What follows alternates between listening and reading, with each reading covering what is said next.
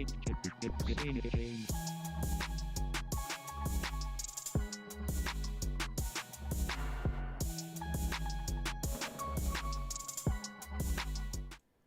right, what up, everybody? It is the Friday Chill Stream. This is the YAMMA channel. My name is Thinker St. James, and I am joined by my normal Monday co-host. But right now, it's the Friday hangout with Chase Parton. How you doing, brother? Man, just got off work. I'm ready to put in this work on this stream. You know the motherfucking deal. Yeah, man, absolutely. And you know, we don't get to do a whole lot of these, but it just worked out today. And yeah, we're just gonna be chilling, talking over the news of the day, and you know, hopefully hearing some of the spicy hot takes that all these motherfuckers online have to say, because there's certainly no shortage of those. So. Yeah, just to start it off, I didn't get to actually see a lot of the weigh-in shows, but I didn't get to see a lot of the weigh-ins. I heard about the weigh-ins, and I think there's only one miss, right? I believe so. I also was not, like, I had it on, but I was also just trying to do some homework, which was some dumb shit. So I was kind of paying attention. And then the Discord was really keeping me up. If you guys haven't heard about that, obviously, shout out the MMA Hive. Yeah, hell yeah. The best part of all of that, actually, sorry, Molly. No, she's losing. That's one thing I noticed from the weigh-ins. Really? Yeah, she's done. She looks just horrible. Patty, face was really sunken, but I don't know. He was still talking a lot of crap after in the bus with Colin. I don't know if you saw that. No. Mr. Rage Quit, shout out. What up, Rage Quit? How's it going, brother? You actually missed a lot. Let me think of everything I got to run down. I mean, I was seeing it in bits and pieces coming through the Discord, but yeah, I didn't get the full story. So I mean, what's the word here? Okay. The word on all the drama, all the beef, the spicy stuff you need to know. Okay, Colin and Patty went back and forth on the bus. I don't know. Patty was saying his teammates would beat him, yada yada yada. It was a long video, honestly. I think it was just yelling the entire time. I didn't watch the whole thing because I skipped through it to the end. It was just bad. Anyway, that's Colin. That's Loughran. Loughran. However, yeah, okay. Name. Oh my gosh! In the weigh-ins, I want to make this point. The dude pronounced it Kalen, and I'm just so confused because it might be Kalen. That might be the way that he pronounces it. Actually, that does sound familiar based on the last fight. I think that I was making that mistake and then mentally noting it. So that could be correct. He needs to burn it into our heads so this fight could do it. You know. Yeah, I honestly agree. And if we want to talk about that, he's going to get it done easily. I knew that one before. I think I already said that. After, short notice, the dude missed weight, actually, his opponent, specifically, the one we missed. He missed by 1 pound or whatever. And I assumed he was trying to puss out, hopefully. That's who's Loughran's fighting is that's Hadley, right? Yeah. Oh, okay. Right. Yeah. So I assume he was trying to, see if Loughran would not take the fight, that he missed. But Loughran's a fucking dog. He's going to bomb him. There's no chance Hadley has. Yeah. He's coming off 2 L's. He's on his way out the league after this one. Unless he gets a miraculous sub. Don't see it happening. Were they real bad losses? Charles Johnson. Well, yeah, now that's starting to look a lot better. Malcolm Gordon, yeah. Erden is not bad, but he just got smoked by fucking... Yeah, that's pretty much the assessment. It's like, it's not the worst in the world, but it's not great either. I would say that Kalen, he's just as good, if not better, than Cody and or Charles Johnson. This dude drops bombs. He didn't finish Angel Pacheco, but you guys got to understand, Angel Pacheco is a motherfucking dog. He just doesn't get finished. Okay, so it's hard to put him down. And Kalen. Well, you're basing all of that off of what though? Because I know that you were saying. I mean, is that off of his pre-UFC stuff, or did he? He was in the Contender Series. Oh, fair. Okay. Yeah, and it was really hard for him to finish Danny Silva, and I'm pretty sure let me actually fact check. Did Danny Silva come out and get a finish in his debut? I believe. I want to say he did because I'm hyping it. Hold on.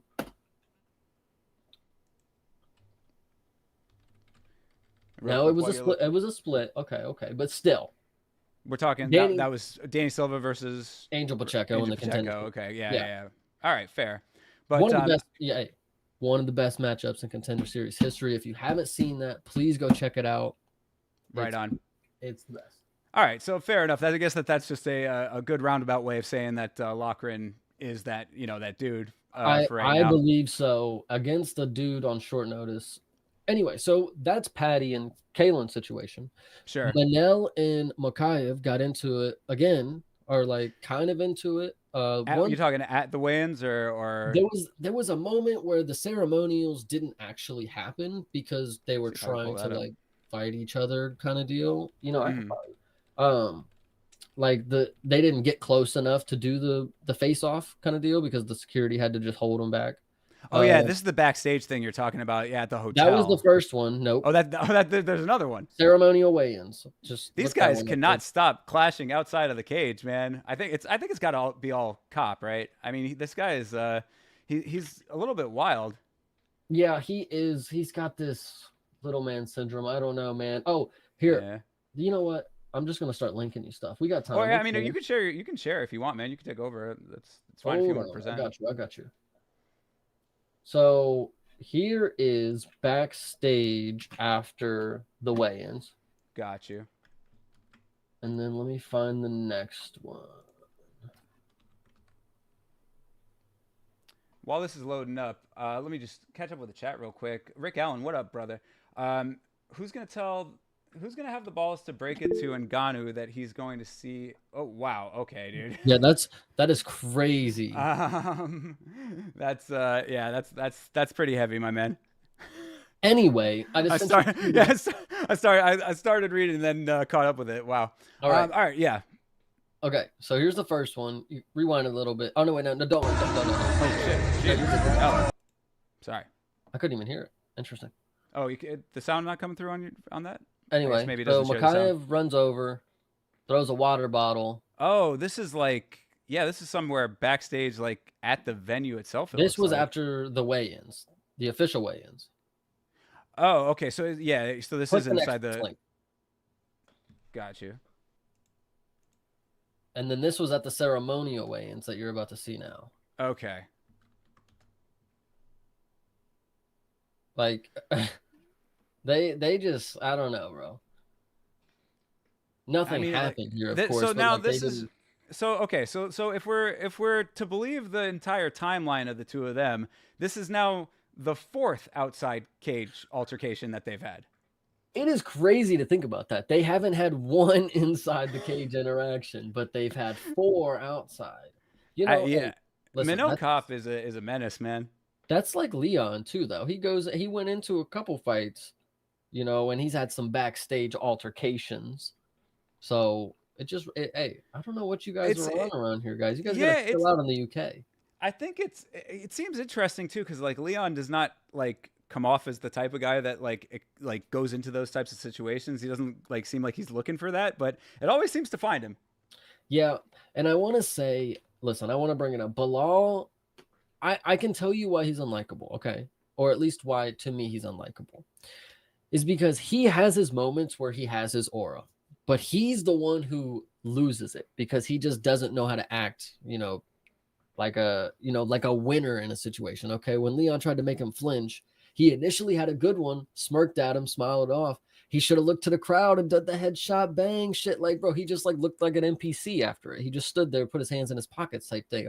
Like it was, I, I don't know, bro. I can just Hmm. see, I can see Leon hopefully not in the bad way, but for my sake, hopefully he humbles Bilal and Bilal is shown that there's levels to it. Yeah, I think that the problem with Bilal when it comes to that kind of thing is that he's not a humbleable guy, and that's a lot of why everyone fucking hates him. It's like any time that he's talking ever, he's got a super chip on his shoulder. Like he doesn't talk it up the same way that other people do to the point where it's like over the top verbose, but it's like it's always there. Like if you ever listen to any of his like his car live streams that he does or whatever, like I only catch some of those because a lot of the aggregator channels that I watch will like put him on there. But like you listen to the way that he talks, and it's just like, oh yeah, beat that guy, I'll beat that guy, I'll beat that. It's like I'm better than all these guys. It's just like very casual, but it's like very heavy the way that he like puts it on. And I'm just like, bro, like all you'd have to do is like step back, take it one step back. You know what I mean? You don't force it as hard as you're forcing it, because it really seems like he's like telling himself that so he believes it. You know what I mean? That's the way it comes off to me anyway. Yeah, and so another thing that you missed on the weigh-in show is that they brought on Bilal, and not only is his voice still just ridiculously raspy for some reason, I don't know what he's been doing. Um, but he was talking and it was coming off good. Like, he's talking about his backstory and what he had to go through, and then he's talking Mm. about Leon, and then he starts stuttering and mumbling. And then after he's done talking about Leon, he's back to talking good, talking about his upbringing. And it's like, dude, like you're Mm. losing yourself here. Like I'm watching and I'm like, okay, mumble mouth. Like you've said Leon like four times, my guy. Like it's crazy. Today, Junior. No, like seriously. And so back to Molly, because she Yeah. was Okay. also Yeah. on the Yeah. weigh-in Sure. show. She Yeah. was also Please. on the weigh-in show.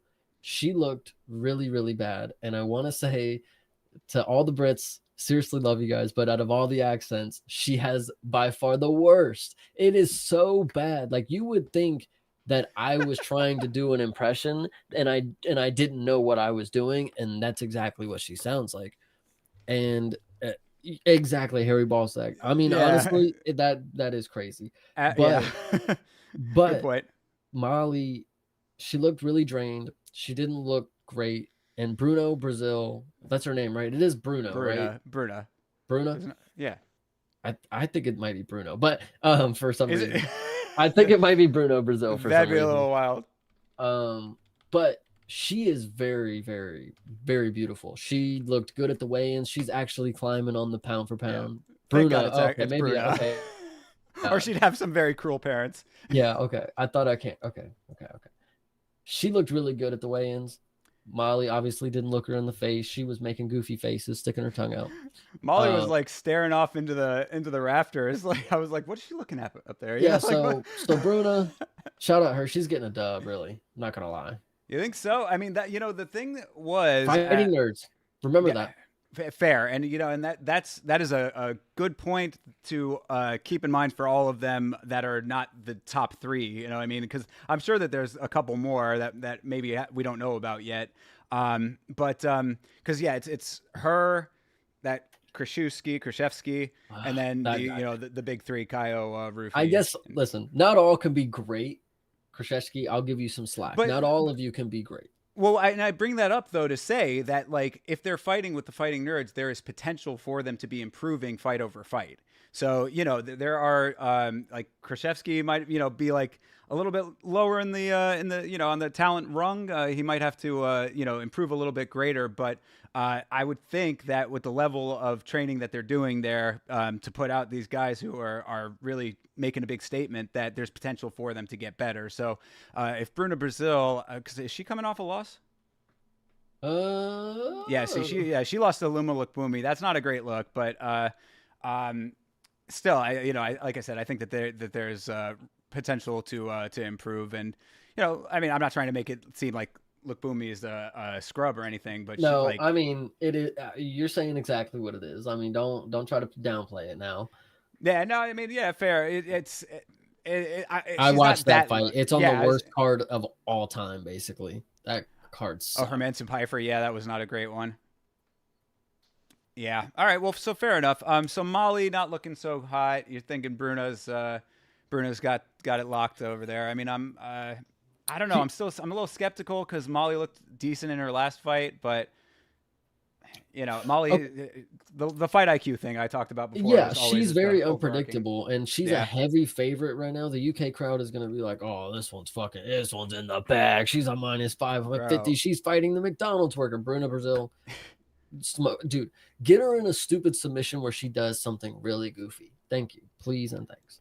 Well, I think that the unfortunate aspect of this, or could be extremely fortunate depending on how adventurous you are, is the fact that there are so many extremely high favorites on this card. You know what I mean? Like the differentials on these odds are extremely stacked. So that could mean a lot of straight down the line favorites to win, or it could be a great night for anybody who's got the balls to start throwing down some dog bets. A deadly pube here.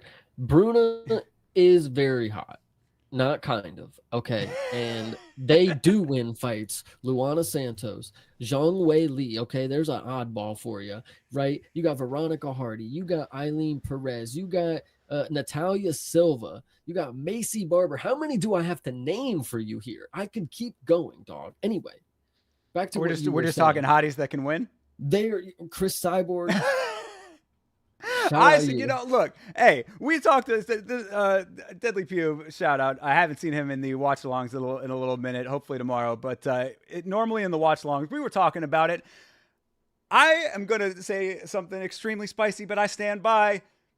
There are some attractive pictures of Chris Cyborg out there. I'm sticking with it. I'm sticking with it. I If you don't want to care. go with pictures, all right, man. Okay.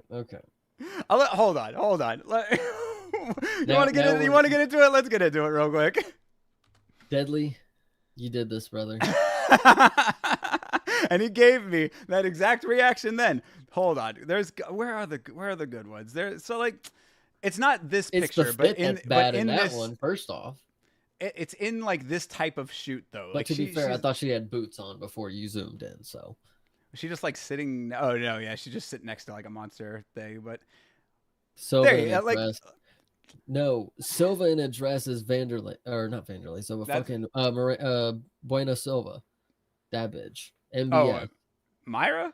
Yeah, that's fucking Eh. Vanderlei. Bro, look at a picture of her right now. When somebody told me about that, I can never unsee it. I Bro, will type that in immediately. But this is not what the stream is supposed to be about. My bad. You're right. No. I was just asking, am I completely off base by saying that she didn't look that bad in that picture? I don't know. Okay, Cyborg. Yeah, I take it, bro. I take it. I think it's the red hair, man. I think it's us. It's. I don't know, man. I'm just saying. I think that there are some shots I've seen. She cleans up well enough. Talk to her in person. You know, getting along. Whatever. I'll take it. I take it. Okay, I take it on me. okay. I take it. Okay, Thinker so, St. James died for your sins, bro. I take it. But I'm not seeing Vanderlei here though. Vandy? Side by side with Vanderlei. You might have to do a side by side, man. What now? Like, bro, come on now. I mean, I do think Cyborg's actually a better comparison, but either way. Okay, so Molly, in my opinion, losing to something stupid by her own cause, and it's not impossible. It's not impossible. Sorry, I went back way too far. A lot of favorites on this card for some, but like we went over on Monday, it could end up like 301, where we find out why why these odds are so fucking high is because they're gonna smoke them. Like, yeah. I mean, I'd say that's probably more accurate than not. I mean, you know, I don't think that you're going to be seeing a ton of crazy upsets. I mean, there's plus 400s on this card, man. That would be really shocking if you know, we're going to see that type of an upset, but it's not completely impossible. After going over and doing a little bit more research on a couple of these fights, I guess there are a couple of things that maybe came out. Did we talk about Ardeline being an OnlyFans? Yeah, we did. We talked about that. That's what I used from the video a little bit. That's the only way I knew about it. Right on. Yeah. So, did Bannon look okay at the weigh-ins? I mean, I didn't. I actually didn't catch either of them. Okay, I don't know. They must have obviously gone on very early, but I just don't see it with Ardeline. That would be a crazy upset to start the card. Did not talk about Sam Patterson. I decided I wanted to skip over that because Sam Patterson I don't know. There was something that I remembered him bothering me. I think he was on the London card and I was not happy. But he's a big favorite as well. The only underdog you see winning is Patty. That's the fight I kind of stayed away from a little bit, but I did get a deal on. They had a special running for a 3-leg parlay, the English parlay, basically Tom, Leon, and him. So all to win by any means necessary. That's a plus 700. I was like, that's attractive, but I stayed away from that fight like in any other parlays because that one can really go either way, and it really depends on what type of fight they're going to make it, you know? I really just believe in my whole heart that Bobby Green's going to do it. But listen, hear me out. That's not saying that Patty's going to lose. I'm not going to be right about everything on this card. This is the one that I will accept being wrong on if it happens. but I believe that Bobby should, what Bobby looked like against Jim Miller, Bobby should get this one done in a great fucking way. But But didn't really have to deal with that much wrestling with Jim Miller. I mean, a little bit, but not like nothing so heavy that by the time that Jim Miller was wrestling, if my memory serves me at least, it was already past the point of him really being able to be effective wrestling. I was talking about this with Elite while I was walking through the international market. Okay. Uh-huh. Bobby Green has the ability to wrestle. We know that. He can grapple, he can sub people. He submitted Tony Ferguson. Patty didn't even do that. So, he has that in his bag. And it's never going to be better than what it is now. It's just what it is. Patty is still evolving in that aspect. Like he can come out with a whole new grappling game Yeah. plan, pull out some new subs and really ruin my night if I stick with Bobby Green on it. But I mean, and that's what really concerns me is that I think that if Patty gets him down early, it's going to be a long round, and if he can do that for more than one round, there's your fight, you know. But I think, in my opinion, what's more than likely, okay, is Bobby Green is chewing this dude up on the feet. Patty's shooting for his life. Bobby Green sprawls, waves him on like there's nothing else that you can do. Like you're gonna have to stand, you're gonna have to do something else. And I can just see that over maybe not 3 rounds, okay, but after Bobby Green knows like he's just gonna shoot once I start piecing him up, because he keeps his chin high, he keeps his hands down. Like, and does Patty even like panic shoot type of deal? Like, I don't think I've seen him in that situation where he has to like, dodge a punch and then, dip in. Like, Don't quote me on this, but I believe now I don't know how much of a panic it necessarily was, but I do remember thinking that there were some odd ones in his very first fight in the organization, yes, this one, Luigi Vendramini.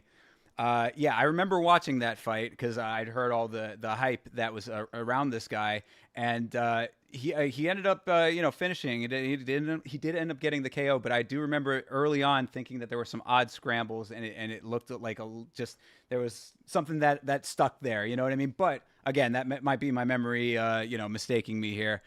Just something that I thought I'd throw into the conversation. But that being said, that was a long time ago at this point, and since then, I mean, what about against Jared Gordon? Did he do any kind of crazy shooting? I Then? didn't I mean, see that one. I know that it was a robbery or whatever kind of deal. He did a lot of clinching. I mean, that was a lot of why they thought it was such a robbery, was because that third round, I believe, was like mostly clinch heavy. Yeah. I don't remember if he really did any panic, because a lot of the times, I mean, like, except for that, might have been this fight, his second fight, where he might have gotten a little bit more opposition, but I mean, he still did finish in the first round, so maybe I'm misremembering that too. I don't think that he's been in too many panic situations, is what I'm getting at. Bobby Green could put him in one. I want to say that 2 things.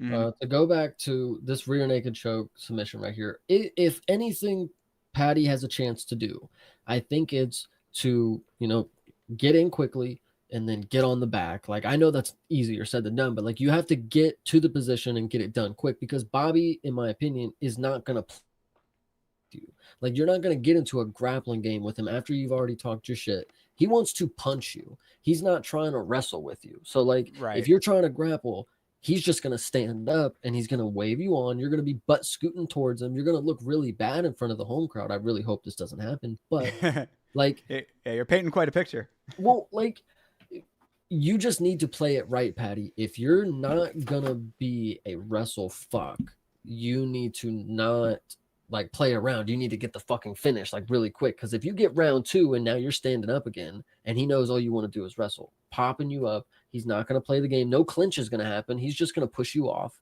I know, easier said than done, but Patty's best chance, quick submission. I know, easier said than done. Get to your position and get the motherfucking thing done. Like, don't play around with Bobby.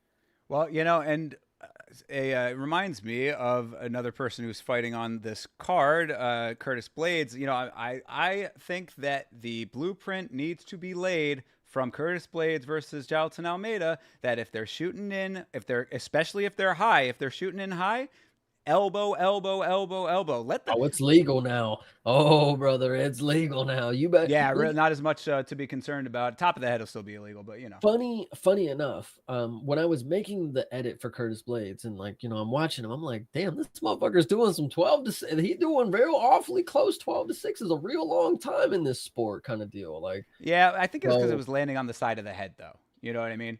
hey, whatever it is, he seems like the master of it at this point, in my opinion. He was cutting people up with that shit. So Yeah, get it I'm just done, Curtis. You're the best wrestler in this division. yeah, no, absolutely, but that goes for everybody. I'm just saying, like, any time that you're getting shot in like that, just immediately start throwing some up. Let them get you up against the cage if you need to. Like, I think that's something that Curtis ended up using to his advantage as well. Like, Jalton Almeida was going in, had him up against the cage, and it couldn't finish the takedown from with the cage in the way. So bang, bang, bang. You learn three things, okay? You learn the knee up the middle from the left or right stance. You learn elbows when they get the single leg, and then you fucking what was the last one I was thinking of? Oh, you learn the ninja choke. That's three things right there. You work on, your legs, you work on the striking, and you get a submission attempt in there. And who's taking you down? Get a good Right. sprawl after that. Maybe you add 4.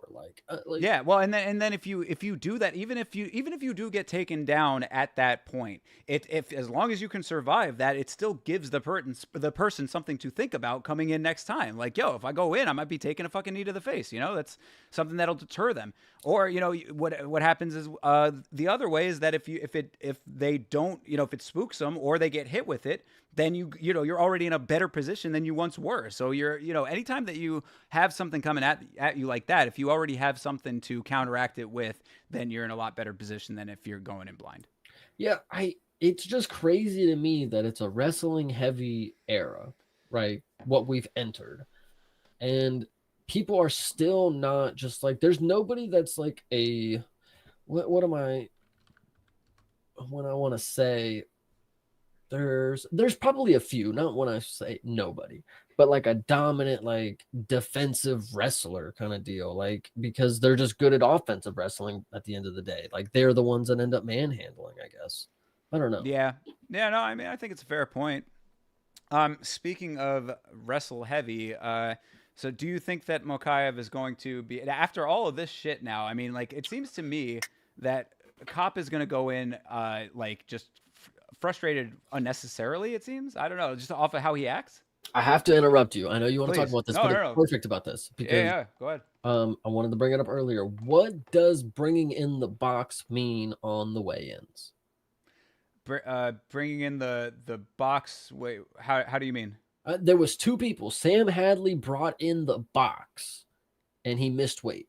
Mokaev and his crew were trying to bring in the box. Oh, I think they're talking about the sweat tent. Is what it would that would be the first thing that I think of anyway. I mean, I'm pretty sure it was called the box because I don't something like that. Like I thought that they were talking about like the tent that they would pull up so they can take their fucking shorts. Yeah, exactly. Oh no, But yeah, that's the wraparound thing. No, maybe that's the box. Maybe that's what that's what I took from it. But then Mokaev made weight and he was confused that he thought he was gonna need the box or something. Yeah. all right. Mokaev asks for the box. I don't. Hmm. A height. Maybe that is maybe like a height fucking difference. no. I mean, maybe Like, that is maybe the box is the wraparound thing. Maybe that's what they call it. okay. I mean, I guess that would make sense, right? It's the only thing I can think of. It does wrap around. It is now not a towel, like or a yeah. I mean, I bandage guess it's technically somewhat box-y, shape. somewhat box shape. Yeah, that was okay. I don't. Okay. Anyway, that was something people noted. Yeah, no, that's. I mean, that's the only thing I can really think of. It's not a term that I'd necessarily heard before yet. So maybe that's something new to me, even, which I appreciate. I'm always learning new things about the sport. I appreciate that. So just because I typed in UFC 304 on Twitter and it was like the first video I saw, what is your reaction, right? Okay. And use your foresight here. Mm-hmm. If Tom Aspinall smokes Curtis just like he did Sergey, like close, like in the first. Like, what's the what? How would I react to that? Yeah, like Oh yeah, I mean, I think that would be fun. It would cement what is already a shaky but strong legacy that I think he's building for himself. Absolutely, I think it's completely possible. maybe I should have asked what would you feel if it happened the other way around? What if Curtis did that one? That would be crazy. I mean, I've said it a million times. I think everybody is unnecessarily counting Curtis out, but I think that it doesn't come from a misinformed place necessarily because the fight that I always go back to. I think I mentioned it in the previous streams is the him versus Sergey Pavlovich, where if you're at heavyweight and you're not getting to the things that you do best early, then you're getting left behind. Like, I mean, the opening is too great for a power striker. Tom Aspinall, super power striker. So, I mean, I just think that, because what I always remember about that fight with Pavlovich is that he was standing real flat and not going in for a takedown. Like, he was just really kind of just feeling it out a little bit. Sergey said, okay, I got an open window. I guess I'll walk right through that. So yeah. So I mean, is it possible that that could happen? I mean, anything's possible. Do I see it happening? No, because I think he's a little bit too slow of a starter, as his previous fights might have suggested, and also he's touchable too. True.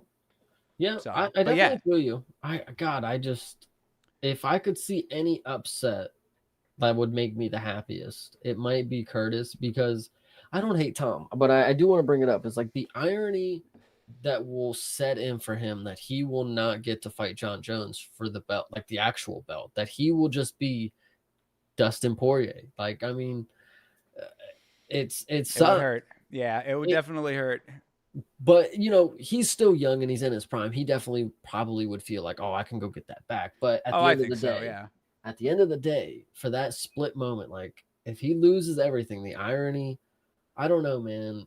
And yeah, and I would be happy for Curtis. Curtis is a great guy. I mean, Curtis is a dude that people should want to root for, in my opinion. I mean, he's always extremely respectful and cool at when he's talking during his interviews. I mean, there's really not much bad to say about Curtis Blades outside of some of his performances. Shout out Elite because he did come into the chat and he said, Curtis is like a super cool dude. Like he was listening to him at the weigh-in show or whatever, or the press conference probably. He was like, that he is kind of chill. So I respect Elite for being honest about that one. And I don't dislike Tom. He is kind of cringe. Since we brought it up in the chat, the video of him with Nina, question he asked her is so fucking cringe. Oh my goodness. I made a whole video about that on the channel. That's like, oh my goodness. And it would just Bilal, I don't care about. Bilal and Leon, like people are gonna like understand that the legacy different or the legacy that Leon is gonna leave behind if he loses to Bilal kind of deal. I don't really care about that. Tom, that would be hilarious. I'll laugh my motherfucking ass off about that one. Oh my goodness. It does. It sounds like you're a little bit of a hater. Just I am a little bit to Tom. I don't even know why. Honestly, I just believe. Let me think about this. I do believe in greatness, and I think he's chasing it, but I think he's a little too quick to the gun. They gave him the interim belt, and I think it might have been. It just might backfire. They didn't give him the interim belt. He earned the interim belt. He earned it. But you know what I'm saying? I mean, but I get you. But it is what it is. Tom, cool dude, interesting fella. I don't dislike him, but Curtis winning, Elite, Elite said it was because it was the American. He was like, I understand you got to root for your American. He could be from anywhere. I think the underdog story for Curtis here is just.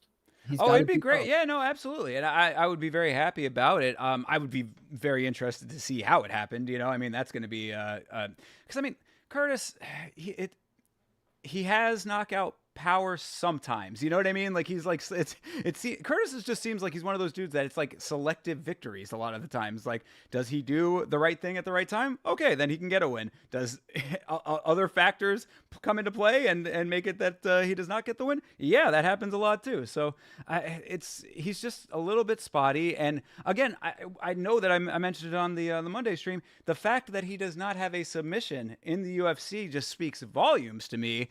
With everyone's saying, "Oh, Curtis is the greatest wrestler. He's so great with his wrestling." I mean, like, you know, to think that he would have any possibility of subbing Tom Aspinall, who is amazing with his wrestling, you know, his jiu-jitsu is ridiculous. That, you know, he's gonna have to knock him out if it's gonna happen, right? I want to put the point that Henry has money down on Chris Curtis by submission. So if it happens, Curtis Blades. Chris Curtis is the dude who just sorry, apparently is whatever. no longer friends with Sean Strickland. By the way, Oh, that's they're something doing we that can- shit again. Anyway, I did hear Yeah. about that. Somebody, Curtis Blades, I apologize. We're gonna do that one more time. Curtis Bring it back. Blades, Henry has money on you to win by submission. You are gonna do it, brother, and I believe it because Henry is normally really fucking goated when it comes to these random fucking off picks. So, and to go back to Curtis Blades, and Sean Strickland this time, they always do that shit. The dudes are BFFs. They're gonna make up next week and they'll be okay. You think so? He blocked him on Twitter. It's like, oh my goodness, you know, brother! on, Like dude. they know where each other live. Like they're like probably 2 doors down. Like anyway, What I did always you say about see- Chris Curtis is that I said this on the watch along one time that he's got a slight little drop of white girl in him. dude? Yeah, I don't know if hey, listen. Is that Cincinnati? I don't know. He got that from Vegas, I think. That's where he'd be hanging out, man. But you know, all right, anyway, what were you gonna say? okay, Sean Strickland and Alex were sparring again. They had like a 6-minute clip that they dropped. Oh, I didn't actually see the clip, but I saw that they had reunited. Is it worth checking out? I was watching it for like a minute, and I was like, you know, they're just warming up. You know, they're just warming up, and they weren't obviously in like fighting form. Them boys were just standing in front of each other, chucking shit out there. It wasn't too crazy for as long as I was watching. Damn, this one's okay. So this one's only 2 minutes of it. Imagine 6 minutes of what you're. But is it this footage? This is it, yeah. Okay. And Sean is like he's doing it even worse than he does in fights, which is crazy to think that the sparring is normally where Sean's like shines with his striking, but this shit, that shit is just keep the hands in his face. It's just crazy. So I can't imagine 6 minutes of this. I definitely had to turn it off. Apologize, everybody. I'm not a true fan, I guess. I mean, look, does it work for him? I don't think he necessarily has done that specific style in fights. Yeah, but that one was crazy. It is a good example of saying that Sean Strickland figures out how to utilize his awkward weirdness to his advantage with the types of defensive attacks, I guess you could say. I mean, like it's Whatever very strange. More, brother. Him goose stepping around the cage during his fight with Paulo Costa. You know what I mean? Like, I would just like to make the point too is I'm an avid defender of Sean Strickland. When I see him, why? Here we go. Anyway, when I see him in the cage and what he does, I sit here and I say, okay, I see why he wins because he's outstriking his opponent. Oh yeah, absolutely. He's not letting them strike him. He's mixing in kicks. He doesn't do takedowns, but he's normally, outstriking them a lot. Damn. So, but in that sparring clip, yeah, no, Sean looked really bad. Yeah, and again, I mean, to bring it back down to earth, yeah, I don't think anybody can deny Sean Strickland figures out ways to win and utilizes the style that he has in an effective way. I mean, that's the fight with Izzy showed exactly, like, to me, it was the graduation of all of the previous fights where he was kind of honing a lot of this stuff. He did exactly what he needed to do, and it works. It is weird to think that Sean is like the point fighter's kryptonite, but he himself then makes himself a point fighter. And it's not to say that, he doesn't do well against power strikers. Like he did fine against Paulo, but Paulo's clearly way beyond his time. But you saw Alex, as soon as he fucking touched him, it was just death. So whatever.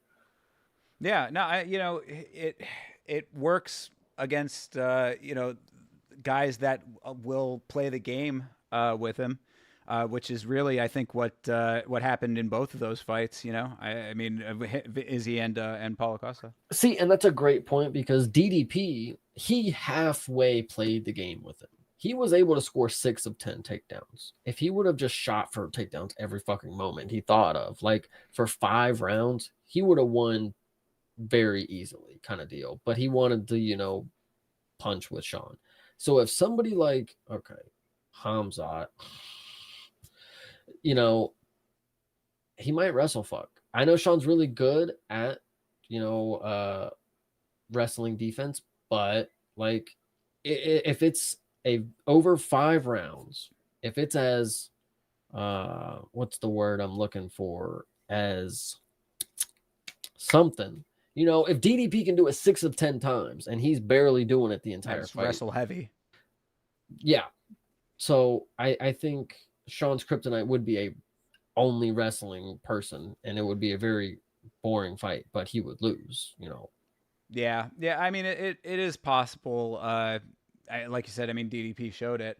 Hamzat is actually not a bad example of that. I just think that Hamzat over the course of 5 rounds is really murky waters, Yeah, that is a bad example because he doesn't have the cardio for it. But the impression that I have when you see him, okay, when Kevin Holland and Hamzat walked out, Hamzat showed the hands and just went straight for a takedown. If he did that with Sean and he got a grip and he was able to do that 2 rounds, whatever, if he did it once, maybe it gets sketchy because Kamara was able to get Sean Strickland down, a weight class down or whatever.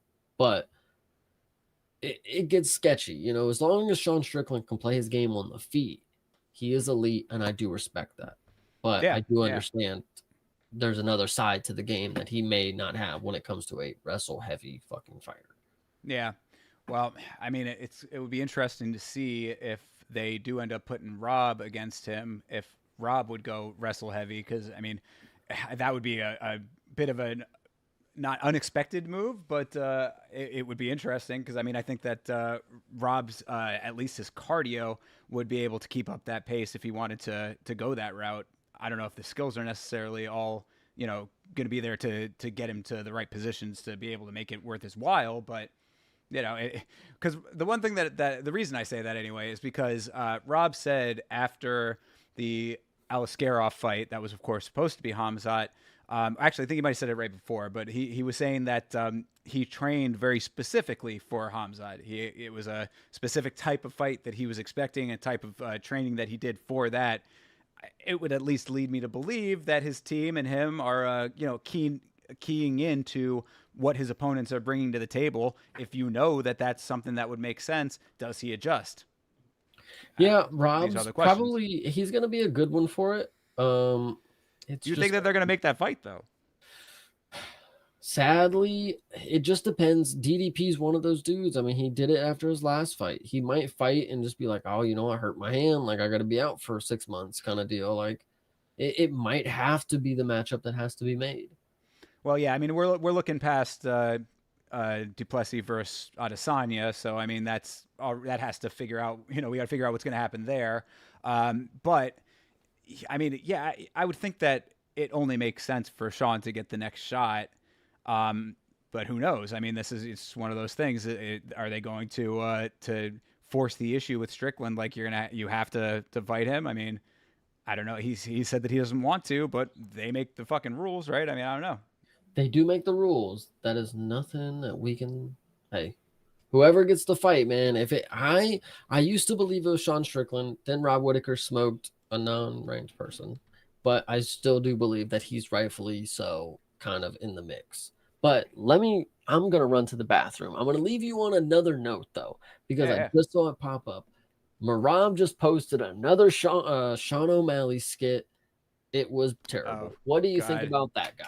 Yeah, Marab. I think that he has occasional flecks of comedic ability. I think that overall he needs to scale it back just a little bit because he goes a little bit too far into it. But let's see what he's talking about. Let's see if he put it on Instagram. I know that he's pretty active on Insta. Let's see here.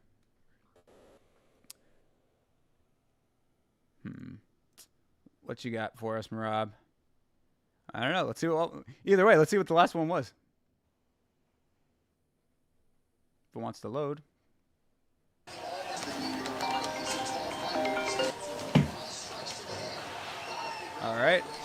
Hey, boss. Hey, Marab, buddy. You got your main event title shot against Sean O'Malley. See you at the Sphere September 14th. Make us all proud. Vamos!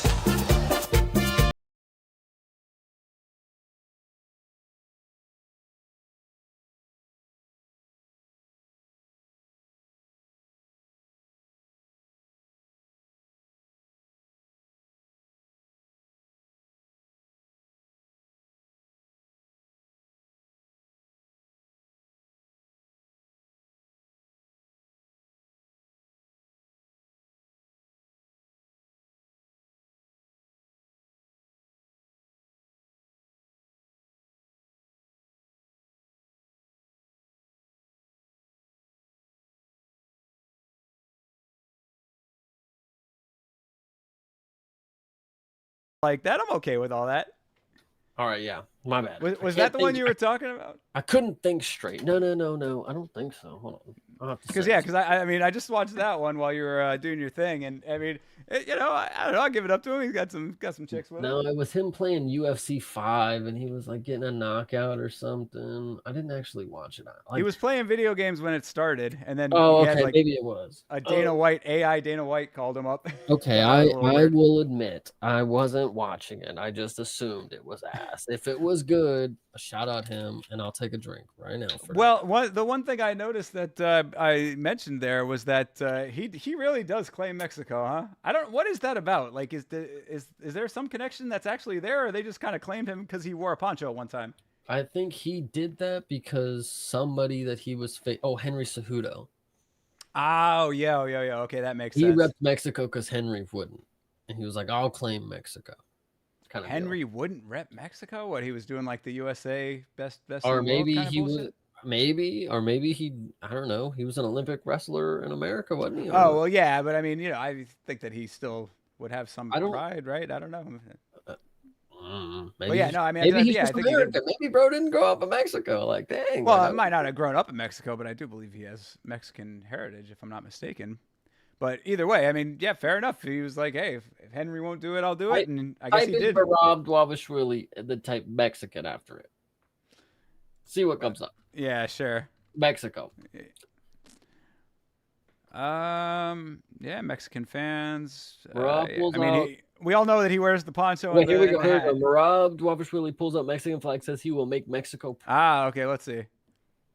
Mexican people happy because Mexican people needs to represent Mexican flag. As long as you hear it, oh yeah, my bad, bro. I don't know how to send it to you over here. Yeah, it's weird. I wonder if it's in the thing, in the VOD. I'm gonna make Mexico proud, okay? I'm gonna represent Mexico on February 17th. Let's go! So this is how it all started, and then Sean also. I think he's dating or he's married to a Latino girl. So I think he claims Mexico because his daughter's kind of like half. Oh, okay, fair enough.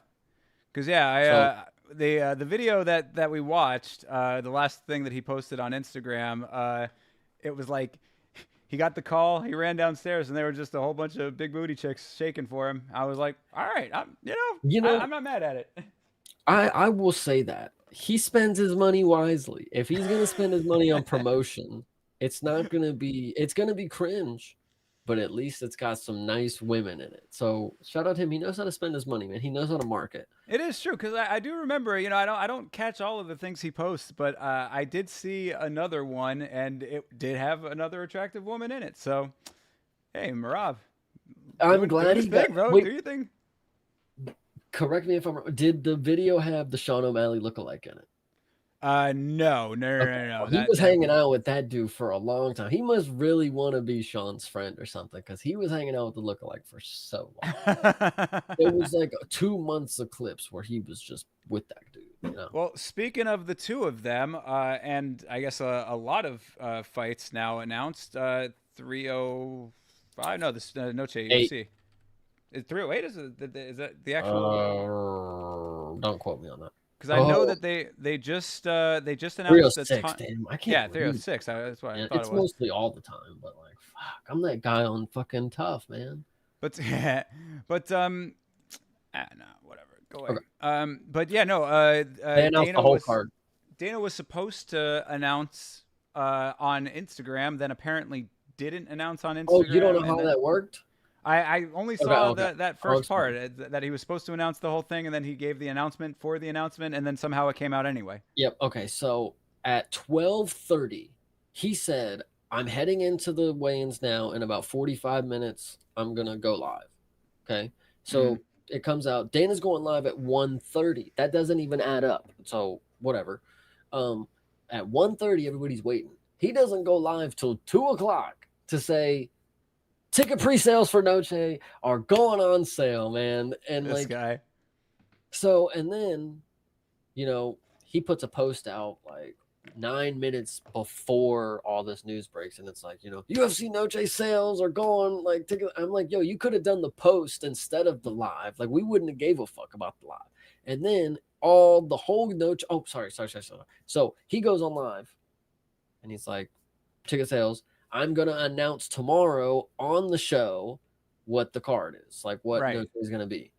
And I guess he realized that's at 3 in the fucking morning or some shit. Like, so he decided to just drop it on fucking Twitter. Noche card is dropped. It's in the Discord too. Like, dude, the crowd went crazy because all of it came out. Yeah, big roundabout way to finally get to these fights, but there's a couple of goddamn good ones on this card. I got a good one to send you. Hold on. I got a good one to drop for you so you can see. Because actually it's surprising. I'll tell you, the first fight is surprise. Oh, well, you already got it pulled up right here, but this one is like the little fight card type of deal. Oh, yeah. I mean, I got the whole list of them, but that's cool. This is better. So Roses is first. What the That's fuck? crazy, man. They must really be wanting to Kevin Borjas, like, bro, I like Kevin Borjas, trust me. I'm a Kevin Borjas. He fight versus Shires, though. That's not a bad fight. He fought Josh Van, guys. He's a god. But Roses Jr. deserves a main card spot over Abu, is that his name? Osborne or Ode Osborne. That's his name. Oh, Ode Osborne. Yeah. He deserves that spot. He deserves it over Zell Hubbard. That would actually be perfect if he was kind of, either the opener or right under Diego. That's just it's surprising that he's not featured prelim at the very least. That would make more sense to start the card. I get, but because I mean they're definitely starting it off with a fucking bang. That's a damn fine fight, honestly. Rosas Jr. versus Ariki Long. I mean, I haven't seen Ariki Long. Long, he's been real spotty lately. He had a couple of decent wins. He is coming off of maybe a loss. I have seen him, but I don't remember. Sure. Pretty interesting card. What's your favorite fight on the card, bro? There's a lot of them going down. Yeah, let me go back to it real quick. I was going to look up Ariki Long's record there, but honestly, Ariki Long. Oh, it's too fucking. And it's it's like a lot of times with the Chinese specifically, they do that backwards, and they also they put them together into like so one. Su Madajri, is he also like Su, and then it's Madajri or something? I believe so. Yeah. What up, Jack? How's it going, brother? Long time no see, homie. Hope to see you tomorrow too. What do you think? But Okay. Yeah, my bad. Let me just look at this real quick. I guess. Okay. Oh, he did beat Johnny Munoz just recently. How about that? Oh, speaking of. Yeah, how about it? You want to drop it? Go ahead. Talk about, hey, Jack the director, if you're listening, man, my guy's got a hot video out.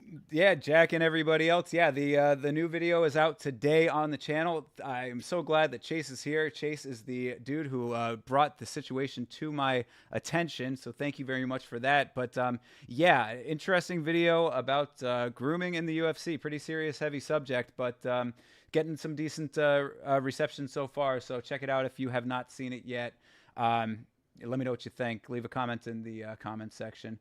As far as the reason that brought it up to mind was because Johnny Munoz is a dude who dropped some interesting information recently in an interview that ended up sparking this whole video that just came out. So yeah, what up? I just thought about it. Okay, so you gotta. My question I was about to go into is, what do you think about there only being 10 fights and not 3 title fights? Yeah. So, but no, go ahead. Yeah. I want to elaborate. Uh huh. What if the biggest night of the, the whatever in the UFC, they announce a new belt for the 165 for Diego and Brian. If that's the big news, that would be insane. That But would be kind of it's crazy. the only thing that makes sense. There's 10 fights on the card. Like that's the lowest amount of cards that there's ever been. I promise that. Like it has to be. Well, yeah, there might. Well, that's what I'm saying, Jack. Yeah, I'm trying to think. You see the vision here. Diego would for sure fight for that. Brian Ortega is maybe not deserving too much, but Dana does love Brian. Whenever he was injured, Dana, they would ask the questions like, why is Brian Ortega still the number 1-3 ranked? And like, he'd be like, come on, guys, it's Brian Ortega. Like, like he'd do his whole thing. Fair. Well, that's the interesting point that seeing what Jack said and how you're sounding about it is that was my whole thing was, do we need a 165 division? Is it really necessary? I mean, if we've got all the other, if every other weight in the, by tens is represented, I guess it somewhat makes sense, but like you're going to fill out a whole division off of that. I mean, I don't know. I mean, I'm sure people would like it because I'm sure a lot of guys would feel more comfortable at it, but it just doesn't seem like overly necessary to me, but maybe I'm not seeing something. Mexico gets a champ either way at that point. That is fair. There's cool. This is listen, I've sold myself. I'm actually I'm here. I'm here, brother. Oh, I'm here for it. Like you have no idea. That actually makes so much sense because 3 title fights, like that would be the only way that fills out the amount of time that like a normal card would be.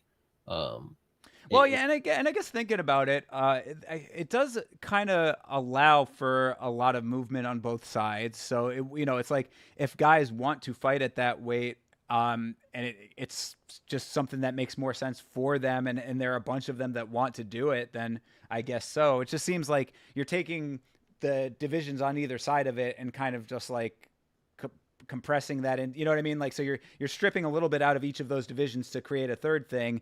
If that's good, then that's okay. I guess it's not a problem. I just don't see it as like super necessary. You know what I mean?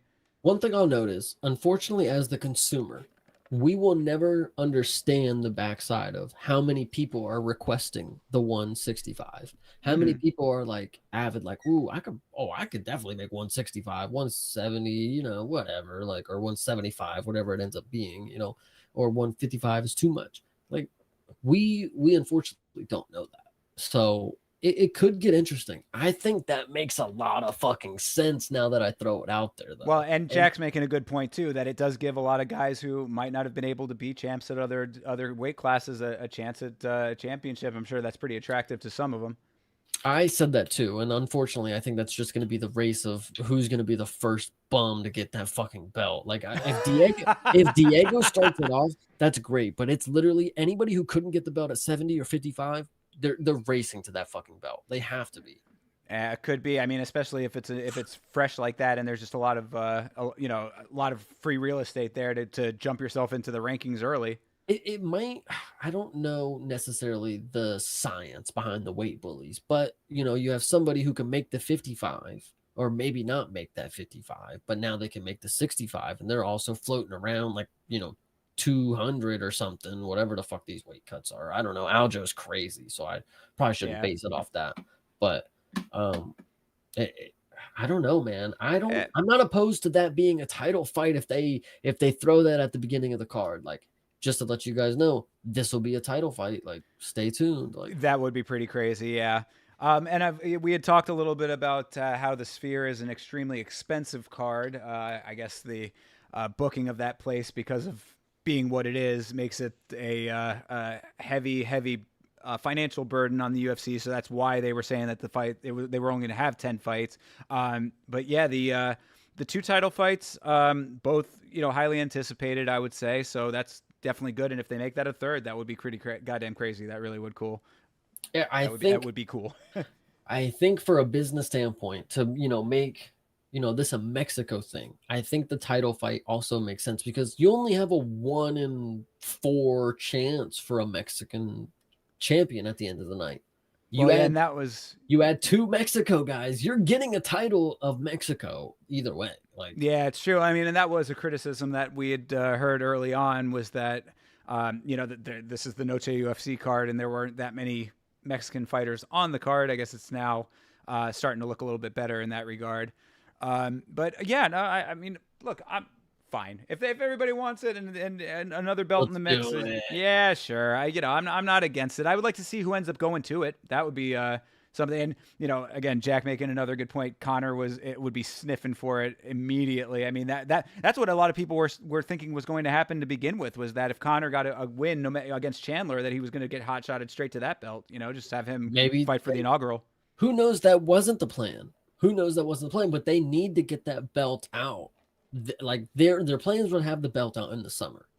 Connor, Michael is out. Now that belt's not coming out. Now we have USA Noche at the end of the summer. Diego and Brian, we rebooked that for a reason. We didn't just let that one slide across. So Connor gets a win and then has to fight either Brian or Diego. Diego Lopez, first off. That would be fucking nuts, dude. What a crazy turn of events that would be. I think it's really good. And also, if you want to hear some other foresight that I have, I don't know why I think this. It just popped in my mind because it would be really fucking fun to see. Ilya was talking about on Twitter, like, oh, they made him sign the contract. Like, the fight is happening. Yeah, okay. I don't think he's talking about Max. I want to say he's talking about Volk. Okay, hear me out. I've heard people talk about Charles getting a BMF shot at some point. That's just what people want, bro. That's just Max. That's all Max bro. And Charles BMF fight on the under of a Volk and Ilya rematch. It's been plenty of time. Volk has been in the gym. There's no reason card if that's true. There's no reason there shouldn't be a rematch first. And Max is cool with that. Like, I know Max wants his fight, but like if they want a Volk rematch, I'm sure Max is like, all right, I mean, he deserves it. Like, that's rightfully he said so. It. Yeah, he said it. Exactly. So that's 2 matchups right there. Okay. One, Connor and Diego. That one's crazy to even think about. But Charles and Max, I don't think that's so out of the realm. The BMF, man, Charles is kind of the dude that could maybe get something like that. A title shot at that for the BMF. I think that, and give me 2 other people. I won't ask for 2 that would be better to face Max right now. Man, I mean, put me on the spot a little bit. You're right. You're right. For that kind of thing. But I mean, really though, I think that, I mean, I don't think that you're necessarily right that it's not Max to begin with Ilya. First of all, second of all, but that being said, I mean, I just think that with that, if that just seems like a roundabout way to make all of that happen, and it certainly could happen. But I think with Charles, this is the point that I wanted to make, is that I think with Charles, people, they and I'm a fan too. I am a fan of Charles Oliveira. You see the Brazilian flag, brother. Absolutely. No. Again, I'm a fan. I think that people let their love of him cloud the true vision when it comes to Charles. He's had some great fights. He's had some highs, but it's spotty. It's spotty. But that's perfect for this because it's a belt that means nothing. Like, you're making it seem like this is a real belt. Like, oh, Charles doesn't deserve a title shot. This is the BMF belt. Like, who else is there for that? He's still chilling. He's low key right now. Dustin retired. We don't know what's happening. Rafael Fiziev. There you go. For the BMF though, and like, what do you like? It's gotta be there. It's got to be somebody in the 55. Like, I don't see anybody in the 45 right now, unless it's Ilya. They do a double belt switch kind of deal, but like, I don't see. Yeah, it. No, it could be. I mean, and look, I'm not opposed to him fighting for the BMF if that's what they want to do. Because that But it's a leg. They know what the belt means. That's what I mean. It's like, that if you're fighting for the BMF, you have to be a dude who's going to put on a fucking show, because that's all that belt is. That is the put on a show belt. Hey. Hey, that's a good point. King Green, bro. Actually, we got to go back to it. Oh my gosh. It was so funny. Patty's greatest moment in this sport, the only time he was funny, is him and his stupid accent. I was gonna try it, but I'm not. He was saying, I'm not gonna call him Green. The guy's name is Robert. And it just like it made me realize that wow, his name actually isn't Bobby. It is Robert. Robert fucking Green is like that's all I think. Like when I think of Bruce Buffer now, like all I can envision is him going Robert Green. Like it's so bad, man. It was so funny. Call me by my government. Yeah, dude, it was so funny. The Scouser accent makes it even funnier. Jax, he's asking for it, bro. You gotta listen. On the video, I dropped a good British accent for Arnold. Check that one out. I'll do more, but that one was good. Where can they find your content, Chase, by the way?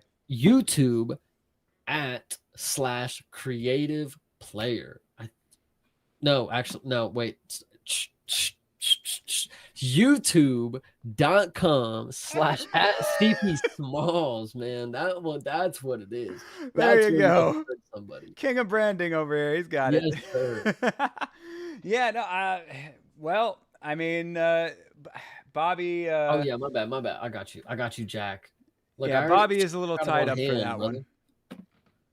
But yeah, I don't know. I'm okay with all of what you're saying. I don't know. I don't know if it's actually going to end up happening, but because really, again, it's all predicated on Max not getting signed for the fight against Ilya. And I mean, he certainly implied that. I mean, that's the whole thing of, they made him sign it because he's been saying how scared he is to fight him, even though everyone knows that that's not true. And Max has been more than ready to sign the contract since the day that the fight was floated. So I think it's just an interesting predicament because maybe, hear me out. Maybe the UFC was kind of hoping Justin would reclaim the BMF.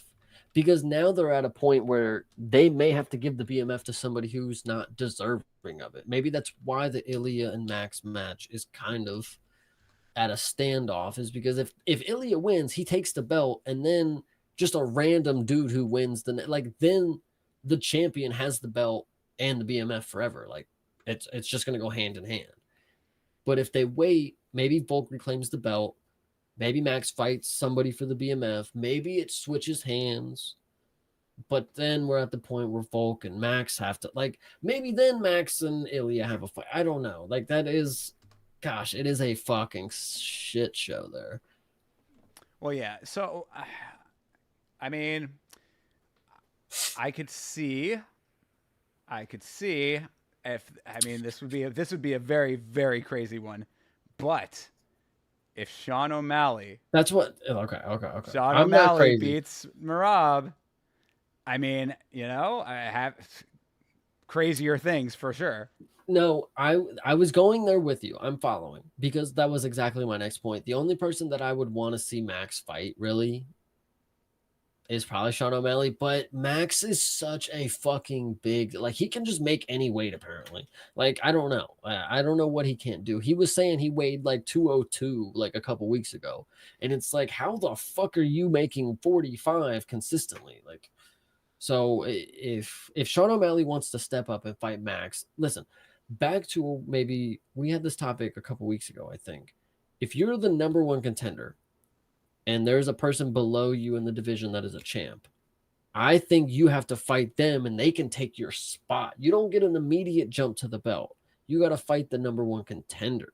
You got to make sure you wipe them out of their title spot. That should be the title eliminator, is knocking them off the fucking map so you can go take the double belt. But that's just my opinion. Yeah, fair. I that gets into the whole entertainment versus merit aspect of the sport. Obviously they're looking for the biggest fights, they're looking for the most entertaining fights, blah blah blah, all the shit they say. Brings up another good point. Is the leader of, when it comes to the Ultimate Fighting Championship, they would love to advertise it. It's the best fighters against the best fighters, but it is a business and they do take money over standings, I guess is the better way. Merit. When when are we going to see, or is there already, is PFL or ONE, are they more strict to how that they set up fights? Well, PFL does the tournament style, so obviously that's 100% merit based there. And is this also the reason that they're not as big as the UFC? Oh, well, I mean, there's a million factors that go into that. The UFC buying out every other promotion early on to become the top dog certainly helped that with them on that one. In the amount of time that okay, so UFC 30 just passed last year or whatever. Well, what out? UFC 30, like the 30-year anniversary. Oh, the 30. Yeah, yes, yeah. So by the time that PFL and ONE hit their 30, do you think they're on track to do something similar to the UFC? Well, that's funny that you should mention that, because I, being a person who is very interested in the back end of the industry, the behind the closed doors kind of business side of the sport, I follow Don Davis on several social media outlets, and he is constantly talking about how that's basically the plan. Is that the UFC got X amount of years as a head start. We're already, he posted the other day, maybe less than a week ago, 2 weeks ago, something like that, about how out of the top 200 fighters in the world, the UFC has, I think it was like something like 125 or something like that. It was, obviously a lion's share, but they had, X amount of the rest of them that he wanted to close that gap. All of these things. So Don Davis believes this. Now, whether or not the greater viewing public believes this, I don't know. I mean, it seems a little bit far-fetched to me, because unless they really can fill out the roster to the point where it's must-watch television, I don't necessarily see it. Like, nobody's specifically going out of their way to watch PFL, especially over UFC. I mean, they'll watch it, but not over the UFC. And what's crazy is, my point is, they got to have a way to have a competitive market with the fighters. Like, some of the top fighters have to be in those other promotions. And I think it just takes one Saudi to be like, you know what, PFL, fuck it. Let me just put $1 billion into them, and they'll just be able to hire 15 top fighters for, 3 weight classes, and maybe people show up, and that just shows some growth. And then, he makes another $1 billion, and then whatever. Like, you're in debt, but you're making a business, and it's moving. Yeah, well, I mean, and it's a good point, because that's the whole that was the whole conversation around Francis Ngannou. You spend all this money on Francis Ngannou, you've got this huge name now. He goes off and does all of this boxing. Okay, he's, that whatever that was built into their contract or whatever. Put that aside. The fact of the matter is, if he comes back and does MMA again, who is he going to fight? I mean, like, you have this huge name, but he has to have somebody who's going to make that a fight worth watching. Nobody's just going to watch Francis Ngannou just for the sake of seeing him beat up a can.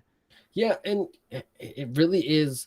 And Dana is just the smug dude to know that he has the power over all the companies. Like, I can offer them whatever they want. The fighters, they don't want a union, because they know that they can negotiate for themselves. They can get more out of what they're, here for. And Dana knows that as well. And they're just a powerhouse for it. Like, PFL, they only have a certain amount that they could offer out. And Dana knows that he can just make money fucking up here, apparently. So it's what it is.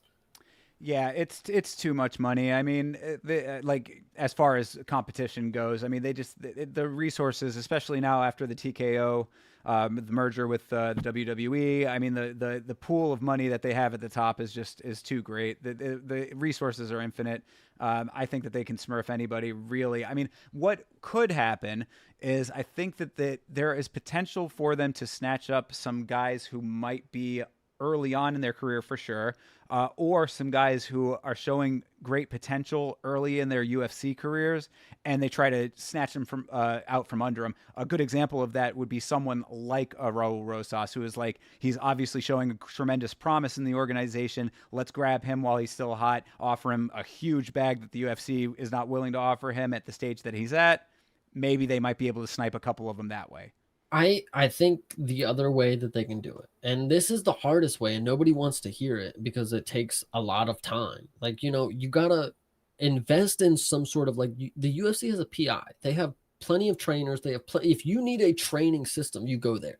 if the PFL, if Karate Combat's excluded, I wanted to make a note that they're just doing like celebrity fucking matchups now. Like Ben Davis on Twitter, I'm pretty sure is going on there. On Karate Combat? Yes. So Kevin, your guy, he's trying to get on Karate Combat now. Oh, really? Okay. I'm well, not gonna say. Listen, strange things happen in this world. Karate Combat is a very celebrity style thing, kind of deal. What's his record? He doesn't train. I mean, he does. No, sorry, he doesn't compete, but he does. He's like 20 years trained in karate and taekwondo, kind of deal. Okay. He has a bunch of videos. Anyway. So, Karate Combat excluded. They need to invest in like some homegrown system where they get the best trainers. Okay, stop looking because you're not going to be able to pay them. You can pay the best trainers though. That's a little lower on the budget. And then you start getting people at your training facilities training under you guys, and then you make great athletes. I mean, it's not, again, easier said than done, but if you invest in the right stuff, nutritionist, athletic trainers, physical trainers, like you can get shit done. That's 2 fighters salary, and you're hiring bums anyway. So. Well, let me add one point to this that I think speaks to what you're talking about here, and exactly what Jack is saying as well. Create your own. So the PFL is putting a good amount of resources into their own versions of regional promotions in other parts of the world, which I think is it has potential to be helpful in that exact way. The PFL just announced the Africa division is happening. PFL Africa is going to be a thing. I think they said that they're launching in 2026. I believe. Don't quote me on that, but it's something like that. So they finalized that it's actually a real thing. EFC has there are some EFC fights, man. I'll tell you, if you watch some fucking smaller promotions. See, but it's the promotions that are like they're getting people to drive into them. They're not getting the talent there. Like the PI, there's people that we don't even know about that are going to be great because they started there and they went training there and then they branched off. You just need a place to house people where they know that they can have a facility and then have the connections to move other places. Right. Well, I mean, I think that's part of the plan for that is to start like a, cultivation program over there to, have some similar to that. I mean, I don't know if it's going to be exactly like a PI, but at least a program that funnels them up through the PFL so that they're essentially fighting for them and, getting guys early enough that they can have them under their wing. I just think people, when these promotions, everybody wants to be different. Okay. And I'm not saying that's wrong. But you got to have the right shit to be unique and different and it work. You just got to follow the UFC sometimes. They're doing it the best. Follow some of the steps that they're doing. Like, that's just my opinion. Yeah. Well, yeah. I mean, I think that they are. They have a little bit of a different spin on it with the tournament thing. It kind of harkens back to. I don't think that's a bad. I don't think that's a bad thing. I think that does make it interesting. If the UFC had some sort of tournament for a belt, like I know the BMF is adding another fucking belt, but they have a tournament style belt. That would be kind of cool. But continue. Yeah. No. I mean, I think that they're doing that in certain respects, building it out. I mean, the whole purchase of Bellator was a big step in the right direction in that regard, gaining all the talent that they have there. I just think that the problem is that this is my opinion on their biggest problem. The biggest problem is the distribution and going up against the UFC, because so they're already on ESPN like UFC is currently, but UFC monopolizes the prime time when it comes to the sport. I mean, I don't think that they're going to necessarily be able to rival the reach of the UFC, even if they have all of the things that you're talking about in place. The problem is, I don't think that is necessarily the issue, because most of the people, and let's be honest, we're not buying the UFC product. So, I mean, some of us are. Well, most people, in my opinion, we're all having a viewer. We're not having a consumer aspect. We're having a viewing aspect, if that makes sense. And with these other ones, it's like I would watch them if I knew that there was people that were good on them and I was like knowing of them. If there was more, if they invested, social media is just so fucking important. Like I hate to break it to you, but like if you're going to be, I just need to see the shit on my feed. Like that's really all it comes down to. Like, and I'll watch it. Like, and I'll be like, holy shit, that's a cool knockout. Eileen Perez, I knew she was, when she had her debut, I said, oh wait, is this the girl that twerks? Like, hold on, let me double check. What's his fucking name? Levitt. What the fuck is his first name? Jordan. I knew this dude was the twerking guy before he stepped in the ring and started twerking and won or whatever. Like you literally just have to get it on my feed and I will watch the sport. And I'm not going to pay for it. I mean, but I will watch it if I know that there's good stuff coming.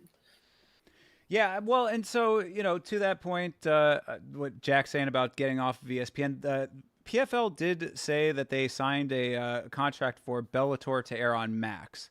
So that could be a step in the right direction. I guess they're keeping the Bellator brand independent for a while. I don't know if the plan is to I think that the plan was to ultimately combine them. I don't know if they've gone back on that idea. I want to make the point. Mm-hmm. In typical fashion, you said this was Bellator? Bellator has the Max deal, yeah. They would pick the shittiest service. Like, if they would have picked Amazon, I would have been like, wow, that's a big move. They would have picked Netflix or something. I know people love Netflix, even though the price is fucking ridiculous. HBO is the same deal. It's like, why would I pay for HBO Max? And it's like, for Bellator? Listen, I pay for Peacock for the WWE network, and I never fucking watch it, but I know that it's always there. I know. So maybe people are like, yo, HBO, Bellator. I mean, you know, well, I mean, I think that it helps just with people who already have subscriptions to it. You know, I mean, there are people out there who do the streaming service thing. Some people have all of them, you know, some people have a couple, and they're hoping that they can get a couple of people who have that already to jump over. I think that makes sense for that aspect of it. Yeah, I mean, I don't know. I mean, I think that it might be more popular than you're making it out by saying it's the shittiest one. I mean, you know, they got a lot of content that people want on it. I agree. Okay, it's not the shittiest one, but I think if they were actually trying to get more eyes on it, they would have reached to a lower hanging fruit is probably not the best way, but like a lower pay threshold service. Well, I mean, that's the problem with all of them, though, is that they don't want it. You got to remember the nature of the sport kind of also keeps it off of like super mainstream outlets. I mean, it's rare that we get it on ABC, and that's only because of the ESPN deal, you know? But they could have reached it. Like, okay, I just got Paramount. It's horrible. I'm gonna be honest with you. It is probably one of the worst streaming services. Listen, HBO Max, you're making a run for your money with Paramount. If Bellator got on Paramount, I would keep that shit right now because it's $5.99 a month. If they hiked it up to $7.99 a month, I would keep it for Bellator. But I think it used to be on Paramount, so maybe you just missed out.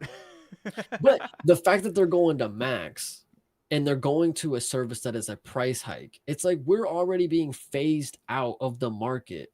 Like, they got to figure out Bellator. Just create your own service. I mean, everybody has their service. I've seen BET plus TLC TV exists.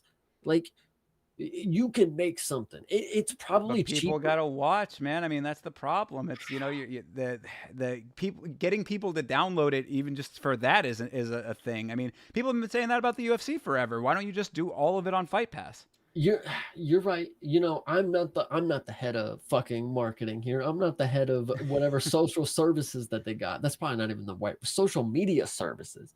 But if you're a lower promotion, you just gotta find a way. Get me to see the content. Make me want to go. See, oh, there's people in Bellator. Not, oh, this person just signed a UFC. Let me go watch their debut. It's got to be, wow, this person has won 4 fights in Bellator. This is their last fight before they go to the UFC. Like, I don't know if that makes too much sense, but I mean, it does. But let me ask you this and be honest. Are you following PFL on Twitter right now? You know what? So there you go. So maybe you'll see it some more. Name them all right now. Name them all right now. I'm gonna follow them. And PFL, we'll come back. Okay. PFL MMA. All right, hold on. Oh, it's got to be a specific PFL MMA. Okay, no, I got. Well, I mean, that's their. All right, and then we got one. Yep, one championship. Oh, championship. Okay. This is good. This is good. Yeah, we're wising you up right now, real time. Okay. Well, for example, I know.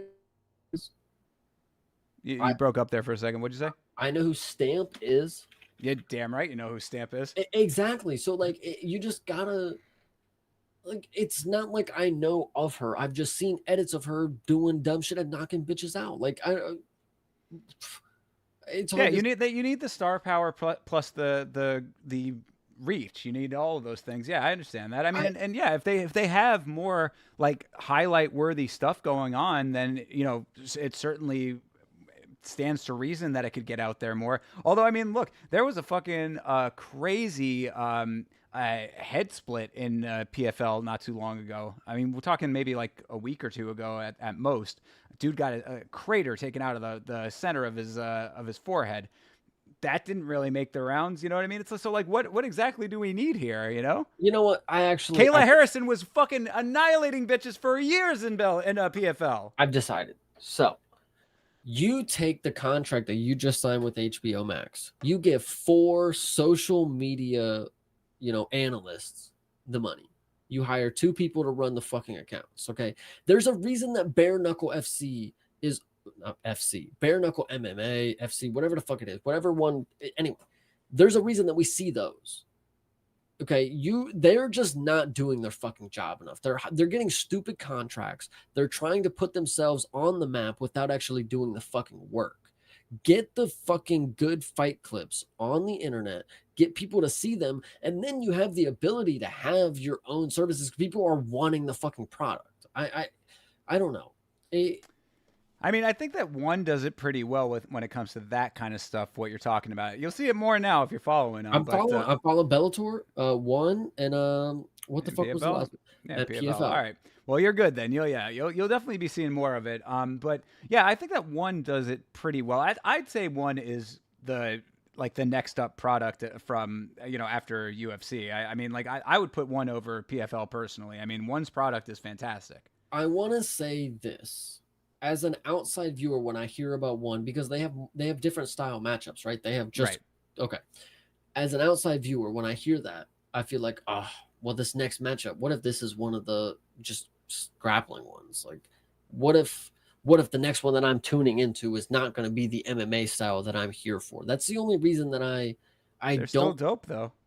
You're not wrong, and I haven't tuned into them. But I will. And I'm saying, and so to that point, right? You're saying, what if the next matchup is one of these? When it comes to one, when you're talking about the best fighters in the world, they have those in those other disciplines. So yeah, I mean, like guys like Mikey Musumeci, those two, the Rotolo brothers, the two of those, they're both fucking crushing it when it comes to the grappling. I mean, like that stuff is entertaining, man. I mean, like like when you have the high level dudes doing it, it's pretty fun to watch. So yeah, I mean, give it a shot and keep your eyes open for it, I guess is really what it comes down to. But yeah, I mean, but you're right though, because you're a dude who wants to actively follow the sport. You're actively going out of your way to follow these things. The broader audience, the broader viewing public, they're not going to take those 2, 3, 4 steps. The UFC has it monopolized in the sense that, if I want to watch a fight and I'm Joe Average, I'm the guy that's, if it's on in the bar, I'll watch it. It's going to be UFC. You're not wrong, and it's hard to, listen, I've watched the other products and I understand why the UFC is the best, because they do run a promotion. They get the fight going. They have a little talk in between. They get the next fight going. Some of these other promotions, I've tuned into boxing. I know that's not MMA. I've tuned into boxing. The pacing is ridiculously horrible. So, and karate combat is not also great, but like, it does take time, and we got to understand that this is a product that's going to grow. So join now.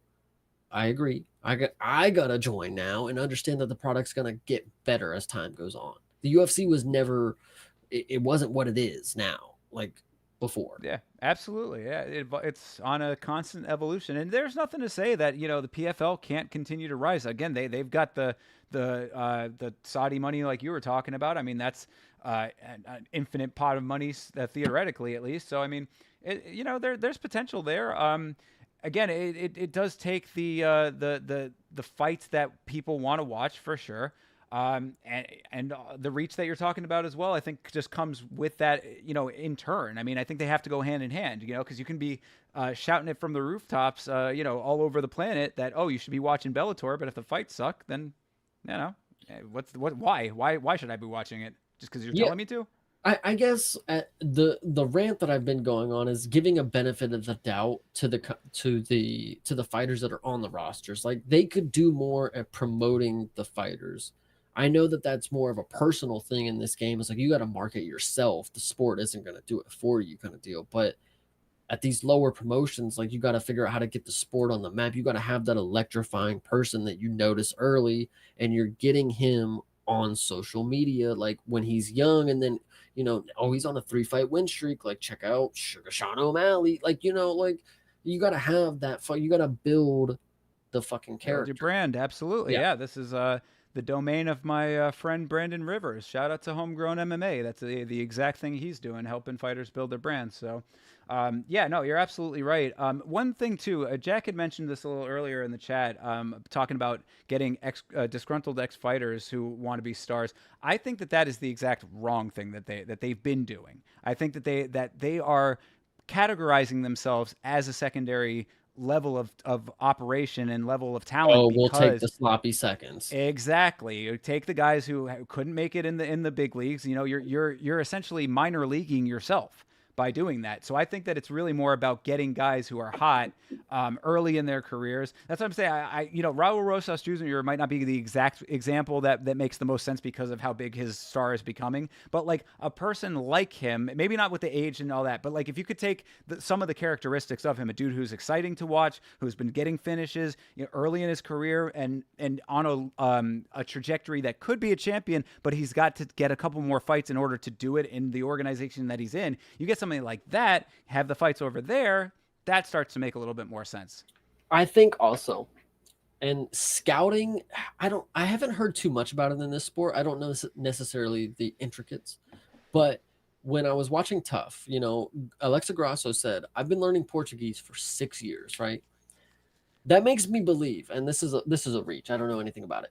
Diego Lopez has been training, obviously, in Mexico. He's from Brazil. He knows Portuguese. He's been the bridge for 6 years-ish for her to learn and, be able to, train.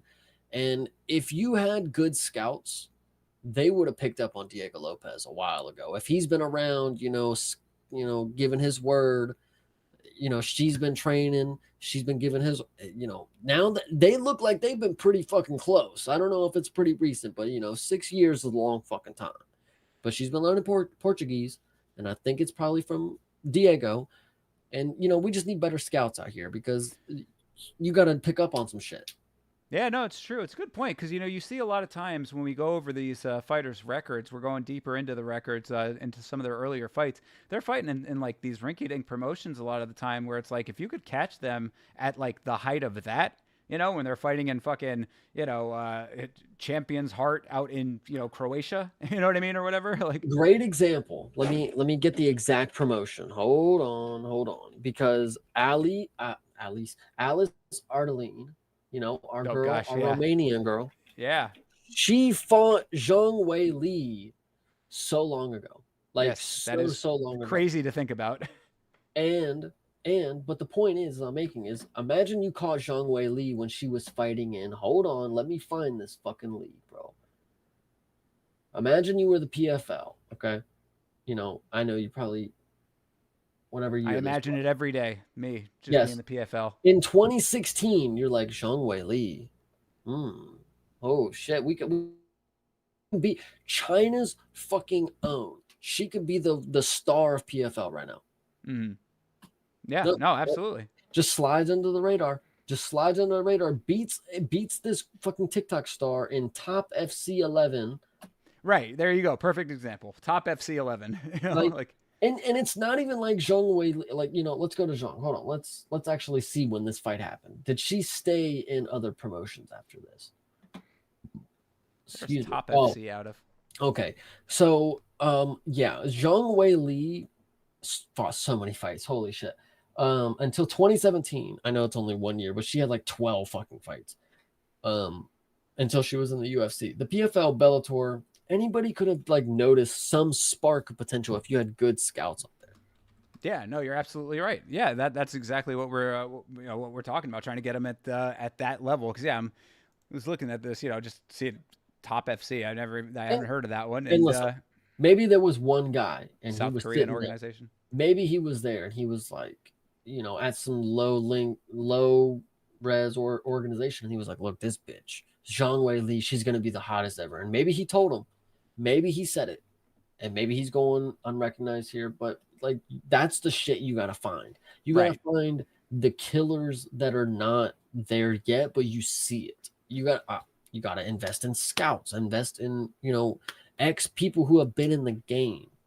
Well, I think part of the problem with that too is that everybody is so dead set on going to the UFC that a lot of the top talent, when they get to the point where it's like, where what are your options? Your options start opening up. They're just like UFC. Just and immediately. And PFL and Bellator, they often have like this, with Mike Chandler and Kayla Harrison. It's like the goal is it's just a stepping stone to the UFC. Is like that promotion. Yeah. So, it makes it tough. It makes it tough. They need to cultivate talent and keep it. And have, where is the PFL's version of the Contender Series, right? They could be doing so many different stuff.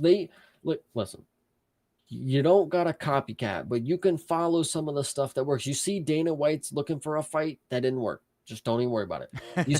You see the Ultimate Fighter. It does not work. I don't know if you saw, is not Islam. Armin and Hamzat, and that rinky-dink little thing they're doing. They're obviously not understanding that that's a bad product. So if PFL Bellator did Contender Series, that works. That's a hit. People, like, you could be able to see, like, that is, you watch it and you understand, like, I see why people watch this. The Ultimate Fighter, you say, this is fucking boring. Like, I love the Ultimate Fighter, and I'm with Jack too. I like looking for a fight too. I actually never watched Looking for a Fight, but I can't find it. So I think it's on YouTube. There you go. It's on YouTube. It's not even on Fight Pass or ESPN Plus. Like, fair. I understand what you're saying, though. Yeah, I mean, it's just about making it an attractive product. I think that's really what it comes down to as well. I mean, it's got to be more, you have such a large, formidable opponent next to you in the UFC that everything is going to be second rate in comparison.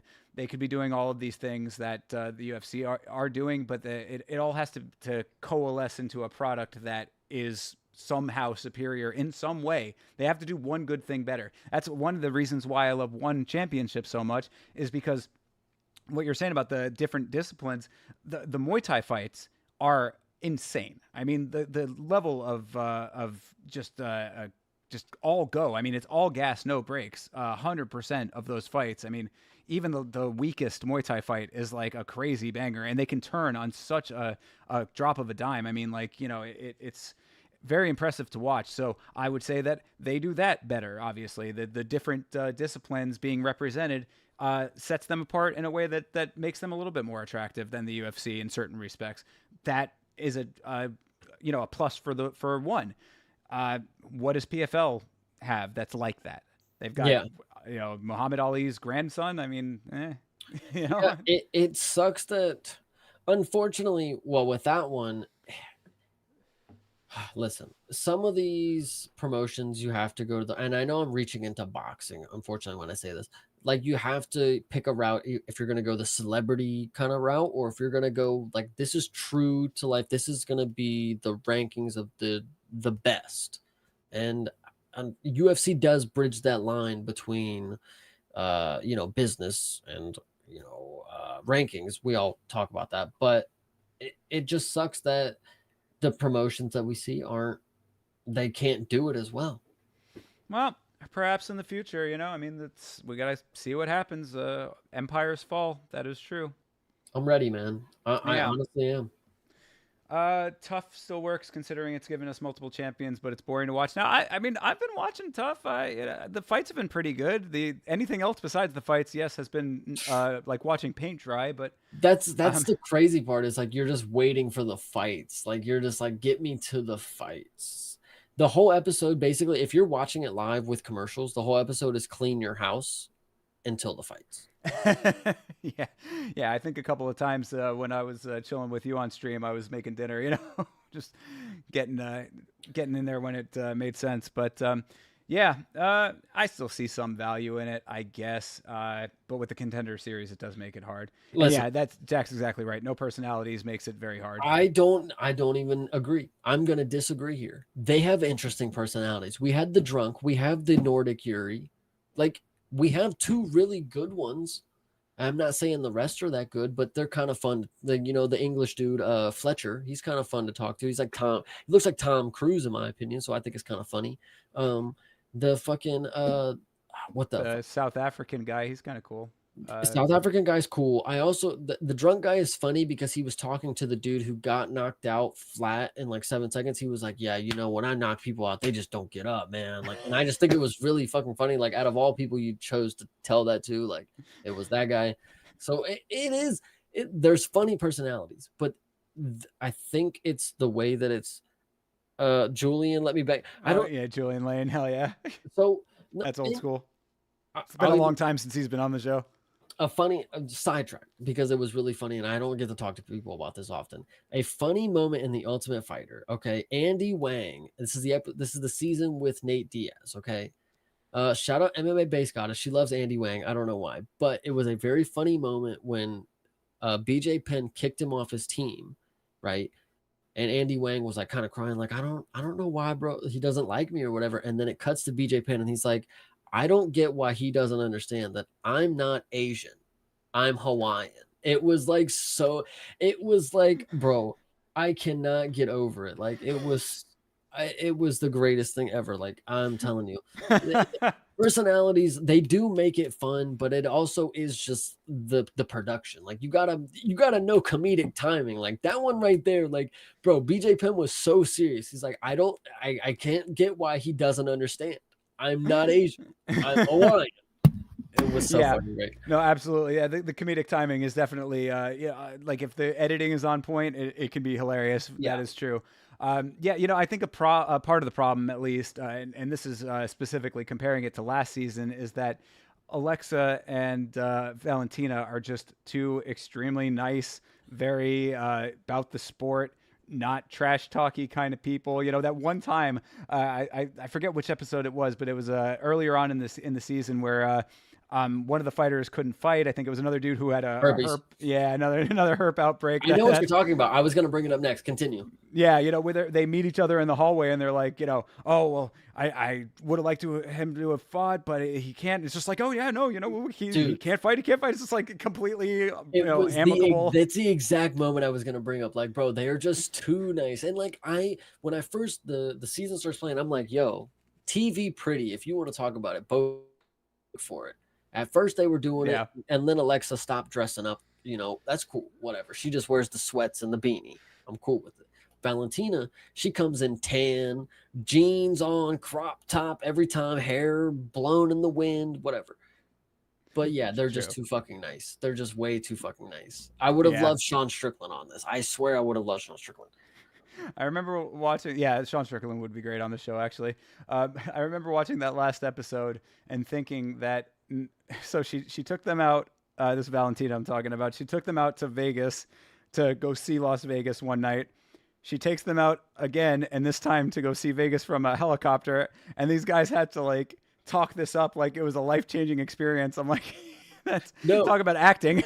Bro, one, that is funny. I didn't even think about that. But the next part is when they show Alexa apologizing. She's like, I didn't know she was going to take him on a helicopter. Like, I didn't know you guys were going to drive around the town. Like, I would have done it, but she sounded like she was broke. I'm not going to lie. Like, Valentina sounds like she's living it up. She's able to take him on a helicopter ride. They're going gambling. Like, bro, Grasso said, yeah, you guys are in the gym for this fucking weekend. Like, the whole team was just like, no, yeah, fuck that. No, we're cool with it, man. I don't even want to party. Like, Vegas? Like, I saw it over in Uzbekistan. Like, we got the same thing. Yeah, no, it's just a war of politeness on this show, and even with a lot of the guys too. I mean, we've had a couple of little flare-ups here and there, random stuff, but even when it's gotten a little bit dicey, it's always come back down to earth because it's just a big group of international guys, and even the American's a nice guy. Yeah, I don't know if you noticed this also. I want to make the point. I think they either filmed it on 2 days or they filmed it in 1 day when the weigh-ins and the fights. because Valentina was wearing the same outfit, and that's just not like her, bro. She's too saucy to wear the same outfit twice. I don't know. That's all I'm saying. Like, she came to the weigh-ins, and I was like, hold on, them jeans look a little similar, and I would know. You know, the crop top was the same. So they either did 2 days where they had the weigh-ins and the fights, or they did it all in 1 day. I don't know how they filmed it, but I'm just saying, I noticed. Yeah, I think that they filmed rounds. Jack knows. Listen, Jack knows. She does got drip on. She wouldn't wear the same fit twice. Like, you think they caught her lacking that time. You know, fair enough. And if there's ever a pair of jeans to be staring at, that she's got them. She's wearing them. Bro, like, damn. Who do you think's gonna win out of her and Alexa? You know, we did talk about that card, and we didn't talk about that fight. It is crazy that we're getting a trilogy title fight. Yeah, 3 times fighting for the title. How often? Is this the first? No, Pantoja and Moreno. Okay. Figgy and Moreno 3 times for the belt. Yes, my bad. Yes. Okay, sorry. okay. Yeah, well, yeah. Pantoja was later. My mistake. God damn. I like, do I really want to see this fight again? No. Like, I mean, if Valentina wins, then we get a quadrilogy for the belt. Like, think about that. Like, do you think they do that though? I don't know. First of all, let me just put a pin in that real quick. You don't want to see this fight? Are you crazy after that second fight? It was a really good second fight, but like, second fight was fire. But since Alexa reclaimed the belt, like, did Valentina win? Did they drew? Sure, but Alexa kept the belt. Like, I can't really. It was a good fight, and I do believe, like, when I was watching it, I was like, okay, I think Valentina got it. But the fact it was a draw, it just kind of like, now I gotta watch this fight again. I don't know, man. It is gonna be good, but it's just interesting. I'm with it. I mean, you know, it's to me, it's interesting because Alexa was so counted out going into these fights, or into the first fight rather. Yeah, I mean. And even really to an extent, I think going into the second fight too, because I think everybody thought it was a fluke. You know, I mean, I think a lot of people just thought that, you know, she caught Val. It was, you know, Valentina's very rare that you ever see her in situations like that. So people are just thinking that it, you know, couldn't happen again that way. Alexa Grasso showed that she's a goddamn tough chick, on top of being very skilled. Yeah, I mean, I'm looking forward to it. I think that's, you know, I think it has potential to be another banger. It could be another quick one. You know, I mean, who knows? But with the two of them, with the skill levels that they both possess, I think that there's a lot of different avenues that fight can take. So I'm looking forward to it. Well, you asked, you know, do I think they would remake that? You know, if Valentina won? Yeah. Do you think they'll do a fourth one? In technicality, it's 1-1. Why would Grasso not push for that to happen? That's a good point. And you know, best case scenario, or actually, I guess worst case scenario is Valentina wins because she's trying to move up a weight class. I'm pretty sure. Or is that true? I believe so. That's the idea here soon. You know, if she loses, might as well. Like, it's not like she's going to get another shot, I guess. But if she wins, that's worst case scenario because then Grasso does have to get a rematch because it is 1-1. But if she loses, Valentina moves up, and then, you know, bing, bang, boom, she faces Wei Li at some point in her career. Yeah, that's looking like that could be potentially, you know, I mean, what a matchup that would be too. I have, listen, maybe we talked about it. Women's BMF, Valentina, Wei Li, give it to me. Please. Yeah, I'm with that. 100%. Yeah, that'd be a good one. And honestly, if Tatiana Suarez could get herself, you know, into a healthy state for a prolonged period of time, I'd love to see her fight for it. I forgot to mention, I think they spoiled it in the weigh-in show. It's gonna be Tatsuro versus Royval. I saw something about that. Is that what it is? I think that's what they said. I don't know if it's set, but that does make me confused on who Pantoja is going to fight, though, because he said it is a weird oddball. Like, you guys are going to be confused. I mean, that was, because I mean that was supposed to be that fight, right? I mean, that's, yes. I mean, what? I guess Amir Albazi, right? I think he's booked though. With who? Who's Albazi fighting? I didn't hear any announcement on him. I could have swore I saw him booked for fight. Okay, Steve Ersek's fighting Kara. Tatsuro's gonna fight Royval. Moreno, maybe. Amir, maybe. I don't think so though. I don't know who. I could have swore I saw news for Amir, but that was probably a while ago. I mean, it could be. I mean, he's been out for a while.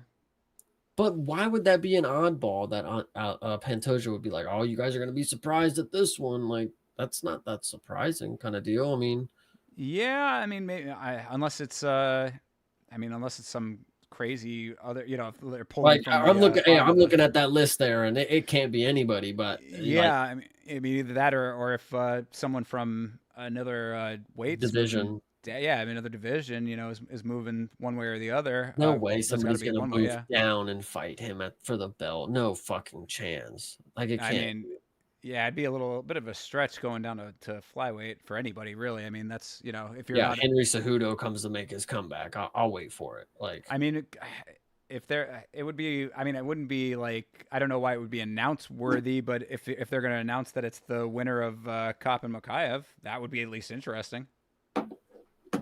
True. You know, I mean, yeah, we are to the point. We got to remember the fights are about to happen tonight. Like, we're to the point where shit changes each Saturday. You know, pay-per-views mainly, but each Saturday stuff changes. You know, slowly but surely things fall into place. Yeah, absolutely. Sport moves both quickly and slowly at the same time. It's interesting to keep track of. Going back, I know this is a long backtrack now, considering we went on quite a tangent about the other promotions there. But going back, Jack had asked the fight that I am looking forward to the most. I would say that it's probably Brian versus Diego. However, if there's going to be a close second, I would say that it is this one right here, Esteban Ribovics versus Daniel Zellhuber. I saw that announced. I was like, that is either going to be an insanely great fight or it's going to be a very quick fight for one of those guys. I like Daniel. That'll be a good one to see from. I don't think I know. What was Esteban? Didn't Ribovics just get like a head kick knockout? Maybe I might. Oh, wow. Yeah, he's an Argentinian, I believe, shit. Right? He's a lot taller than I thought he was. I could have swore he was a lot smaller. This is the dude that just knocked out Terrence McKinney. Yeah, Argentina. Yes, yeah. I thought he was, bro. Yeah, head kick knockout. Yeah, that was him. Yeah. I could have swore he was a lot smaller, 5'10". I thought he was like 5'6". I'm not gonna lie, but either way, Daniel Zellhuber is a fucking animal. That guy is a beast and a half, dude. Yeah, he is entertaining as fuck to watch. I might have to go with Argentina here. I got the flag, man. I mean, I don't know. That's a tough one, though. Go back to Ribovic's record here. How many? Does he have any subs? He looks like he is a straight striker. He's got one sub. Oh, he got a couple subs, actually. No, he got Kimura. Yeah, he had a little sub what trilogy is the there. Oh, a key lock? That's another. Yeah, that is also a submission. Yeah, I mean, so he's got a couple in there. Yeah, I mean, I don't know what his ground game has been like in the UFC. I mean, he's only got the win over Kamuela Kirk. Oh, he lost to Loic. Yeah, lost to Loic, who just lost on the last card to a wrestle heavy guy. So, who did he lose to? Who was it? He lost to oh my God, Ogden. Yes, Trey Ogden. Correct. So, I mean, that's a lot of pieces of information to process as to what version of him comes out to fight Zellhuber, but all I know about Zellhuber is he is fast as fuck and he will get you down in a fucking blink of an eye.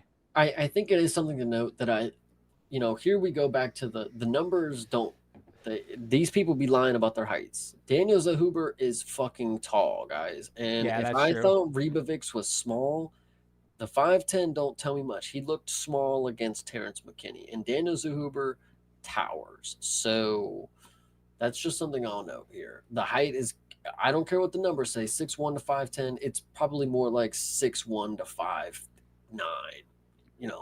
6'1" and a half to 6 or to 5'8" and a half. Yeah, like tall and long limbs. Yeah, so it'll be interesting. Maybe this is when the wrestling comes out for Esteban. Could be. I mean, obviously, like we were seeing in the record, he's got a couple of submissions there, so it's not like he's some slouch on the ground from what the record would show. I mean, that's all pre-UFC, it looks like. So, I mean, there's potential there. I want to make 2 points. One, Esteban's nickname is El Gringo, which is really fucking funny. And 2, I did not know that Leon and Bilal's records were so similar. They are very, very Bilal close. has one more win though. Ain't that crazy? Yeah, Bilal is on a 5-year win streak, and Leon is on an 8-year win streak, I believe. I saw that might be. I'm pretty sure that's what that was. Jeez, man. Yeah, Leon Edwards. Let's see. Oh, that's going to only show us the last 5. Whereas, yeah, go to Wikipedia. Yeah, when was the last time he lost? He lost in 2015. So, 9 years? Yeah. I mean, just under 9. And he got that win back, so I mean, you know. Right. Yeah. And then Bilal is, I believe on a 5-year win streak himself. And again, impressive with his wins, even if they are boring. You know, I mean, like the fact that he is able to do what he does is impressive in and of itself. Yeah, 2019. So yeah. Cool. I mean, these guys, that's why I say to me it's very much a coin flip. I have money on both in different, versions of parlays and different bets and stuff, but I really have no solid confidence either way in this fight. Everybody's thinking that Leon is going to smoke him. I think he's a great dog, man.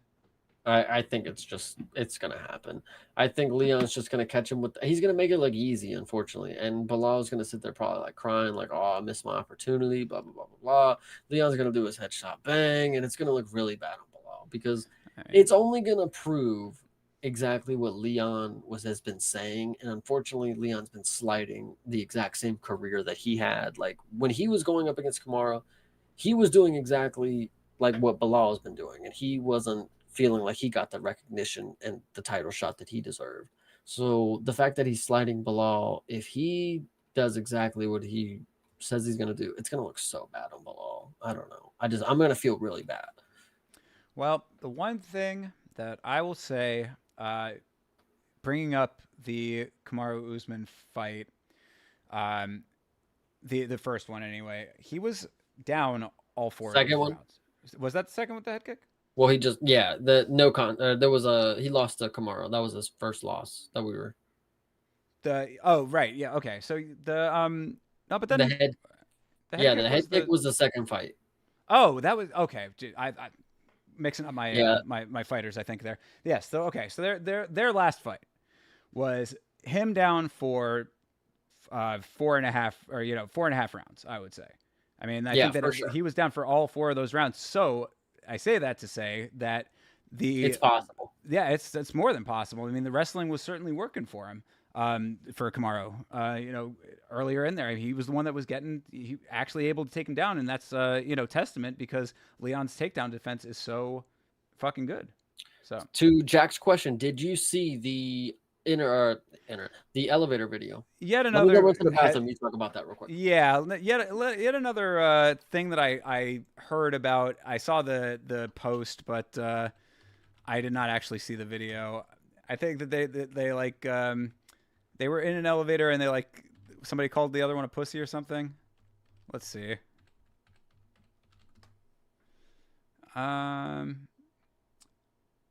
there actual video of this? Oh, 20 minutes. I don't need to see all 20 minutes of that. Where's the actual just clip of it? Oh, is it on embedded?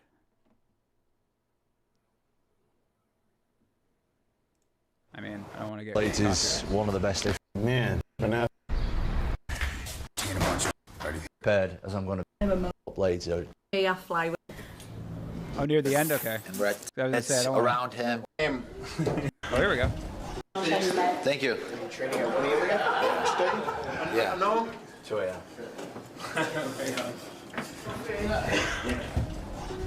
Ma remember the name. Ma remember. Hit one. Press the button. Come on, fellas. Well, I'll. Doesn't seem too comfortable. Me? I smell. The vagina just walked in. I smell. At least they didn't start throwing down in the elevator. That boy talk. Yeah, this video is. That's because your breath is up. That boy talk. All right, so yeah, definitely Did you see awkward. Tom Aspinall's reaction to it too? I actually think I did see where he was just like, oh, I missed everything. Because he wasn't actually in the elevator, or was he in the elevator with them? I don't think he was. Right? Yeah, he was in the No. Look, there it is. Look. Yeah, and so Bilal went and told everybody. Oh, okay, now there.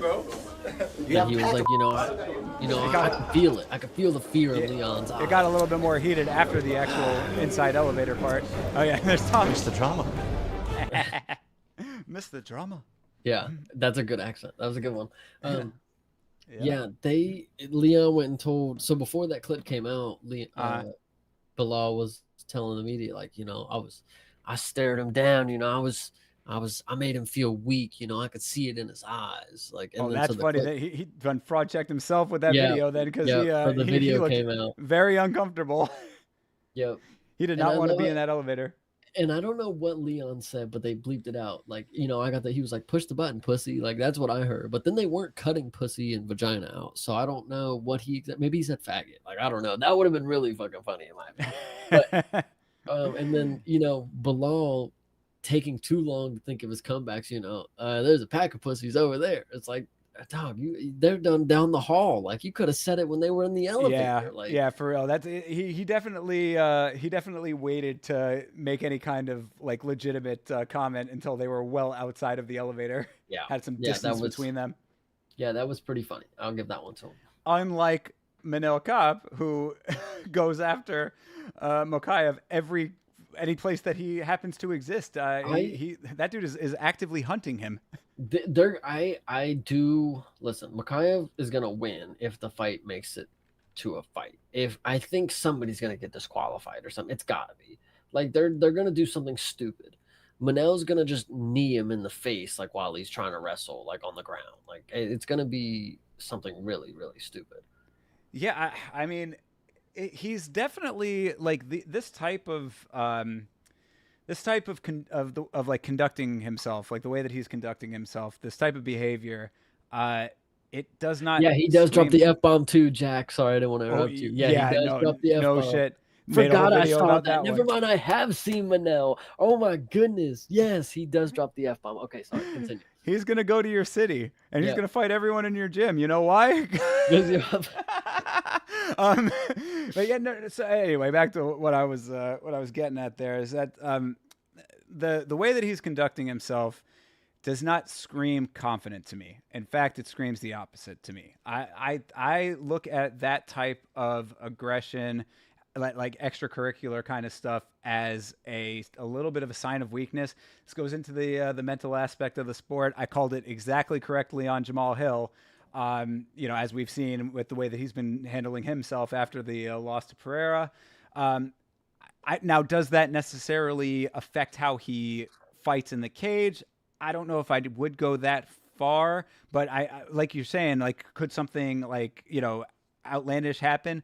I think that there's more potential for it in having that like level of just unchecked aggression. You know what I mean? You can have aggression, and you need to be able to check it as a professional fighter. That was the point that I was getting to. It's like he's getting to the point where it's just unprofessional. Like when you look at the face off and the weigh-ins or whatever that just happened, like the last video we watched with him, it's like you're not even letting the promotion do its thing at this point. Dana's not going to let that slide for too long. Like you've missed weight before. You fought inside the PI.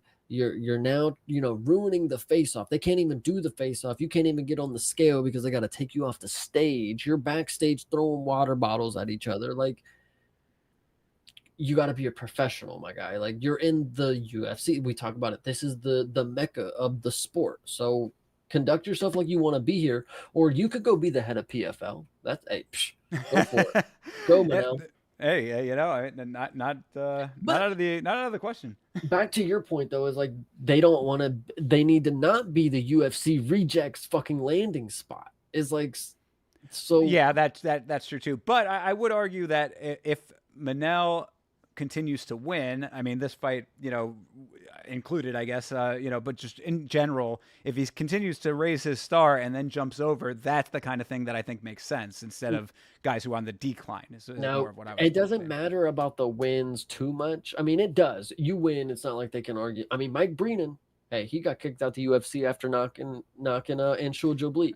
So there you go. It doesn't always matter. But Jack the Director, like, you gotta be Conor McGregor to get away with the shit. Manel Kape is not that dude. Like, he could have been if he was maybe a little smarter with his decisions and didn't become a fucking hothead. But like, dog, you've lost to Mateus Nicolau. Like, that dude just got knocked out like a couple months ago. So I would be really fucking, on your fucking high horse and not fucking lose to Manel or to Makaya, because it could look really sketchy for you because nobody wants you around. Nobody wants to be around you. And if you lose, fuck, right. We don't fucking need you.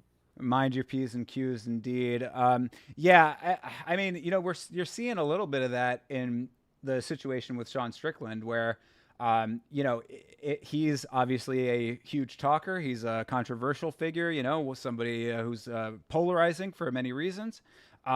If he was going out there and dominating left and right, putting on these crazy classic banger fights, you wouldn't be able to shut him up in the slightest. And the UFC would play right into that, because the UFC would create a campaign around that persona. They don't need to create a campaign around that persona if it's not equaling up to the level of output that necessitates.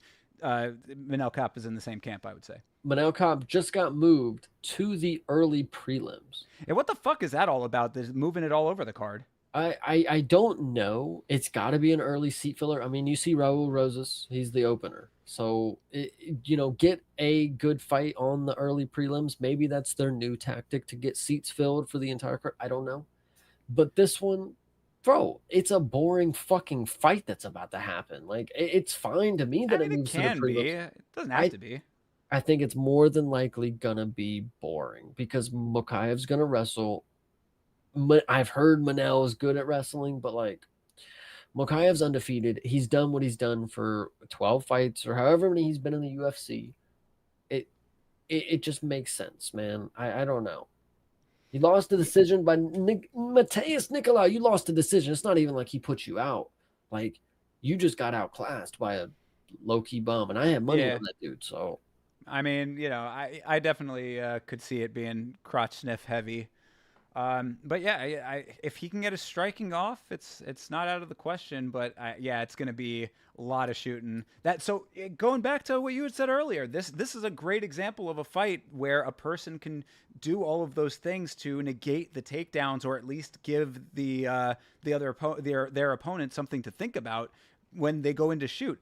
Start those elbows off, get those knees up, man. I mean, like, there's a bunch of things that you could be doing if the shoots come. Don't let him take you down, or if you do, make him apprehensive to do it again.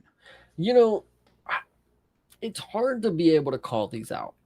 Those once in a, this never happens in the UFC. You see somebody bite somebody in the UFC, you don't call that one out. This one right here, Manel might do something crazy. That dude's he's a lunatic. He's a loose cannon for sure. And I mean, he's the reason that I think that I could see that happening, and why I kind of am a little concerned about him in general, is because I don't think it's an act.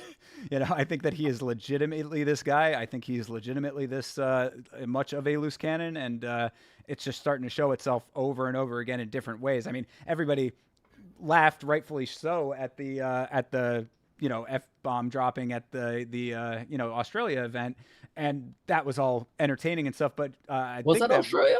Or was that was Canada? Australia. That was Australia. Yeah, because that was the same one that Chuck Buffalo also dropped it on the double, and that's where Sean Strickland did his thing. Yeah. So anyway, all that being said, everybody laughed at all that, but I think people forget. You talk about throwing water bottles. He did a little bit of that earlier in the pre-fight press conference, and then was also about to fight Israel Adesanya right there on the stage. Yeah, I think he just has this idea that he's too big for the sport. Like, they're not gonna kick me out. I'll do whatever the fuck I want. I'm a now cop. Like, Well, I don't know if it's that. I just think that he's just legitimately that guy that's just like, oh, you want to fight? I'll fucking fight you. I'll fight anybody. I'll fight you right now. You know, like that kind of thing. And it's just like, gotta pull that back a little bit. I want to make the point, just because you brought it up.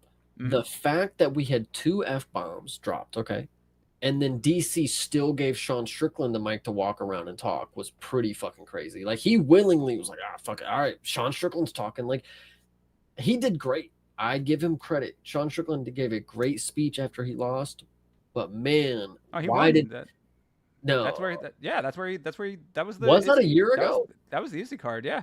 Okay, maybe I'm talking about a different one then. But either way, Sean Strickland getting the mic and walking around is pretty crazy, in my opinion. So. Oh yeah, no. Well, that highly recommend. That's one of my favorite episodes of YAMMA that I've done. Is the episode about that event, and that's essentially the point that I made too. You know, that after 2 F-bombs being dropped on the same card, you know, at least not something that I can remember happening in the sport in the time that I've been watching. They give the mic to the menace, the guy who you know, will say anything. He could have just dropped 4 just in a random sentence, like, yeah, you know, just you. Yep. Just pointing him out in the crowd. He could have done it. He was extremely nice and humble and thankful and thanked the crowd, and everybody loved him. See, and like, you know, comparing a weird comparison, Manel and Sean Strickland, you can see the character break for Sean. Like, you can see that the heart exists. Like, you know, to the fans, like, I wanted to give you guys a good fight. Like, I wanted to bleed for you guys. Like, this is what I wanted. Blah, blah. Manel he just literally doesn't care. Like, he just probably should not be in this fucking sport for how little he gives a fuck. Like, I don't know. I mean, I could see him headbutting Mokaev, like, in the fucking cage. Like, as soon as the clinch comes, he just headbutts. But that's what it is. He just wants to fight and fight and fight and fight, and that's why he's you know, somewhat of a scary figure. But I think that lends itself to a dude who, you know, I mean, I guess it makes sense that he's in the sport then, right? I mean, yeah, you know, and I do agree. Like, where else is he going to go? This dude can't work at McDonald's. Like, he's got to be in a fucking combat sport kind of deal. But, like, again, it's a business. You got to be professional. This is a sport where you do hurt people, but you also have to be very cautious of how not to fucking kill them. I don't know. Mokaev's an interesting character. Not Mokaev, Manel. Yeah. And let me just make one quick point, because I just thought of it being, you know, on that card. This Felipe Dos Santos that he fought, you know, that was a dude that was coming off the Contender Series. He gave such a great performance for you know, a dude who was essentially just starting out in his tenure with the organization. Keep an eye out for Felipe Dos Santos in the future. It was a little bit too high of a leap for him, you know, to go that head first into the UFC. But I think that he's got a bright future if he sticks with it. Yeah, fight of the night. I mean, shit, fuck it. Yeah, and it really was too. Yeah, it absolutely deserved that. So, yeah, that's just a little side note to all that. But yeah, we will find out tomorrow how all that goes down. Getting closer every second here, ready, man. I know, very excited. Yeah. Let's see. Any other? I mean, we talked about Hadley missing weight. Yeah, I was listening to some conversations about this Modestas Bukauskas versus Marcin Prachnio fight. They're saying that this has the potential to be like extremely boring. So maybe that's your bathroom break fight for nice. Anybody, you know, who's looking for one. But I do have one cheeky parlay with I think Bukauskas in it. So I guess I got somebody to root for in that fight. There we go.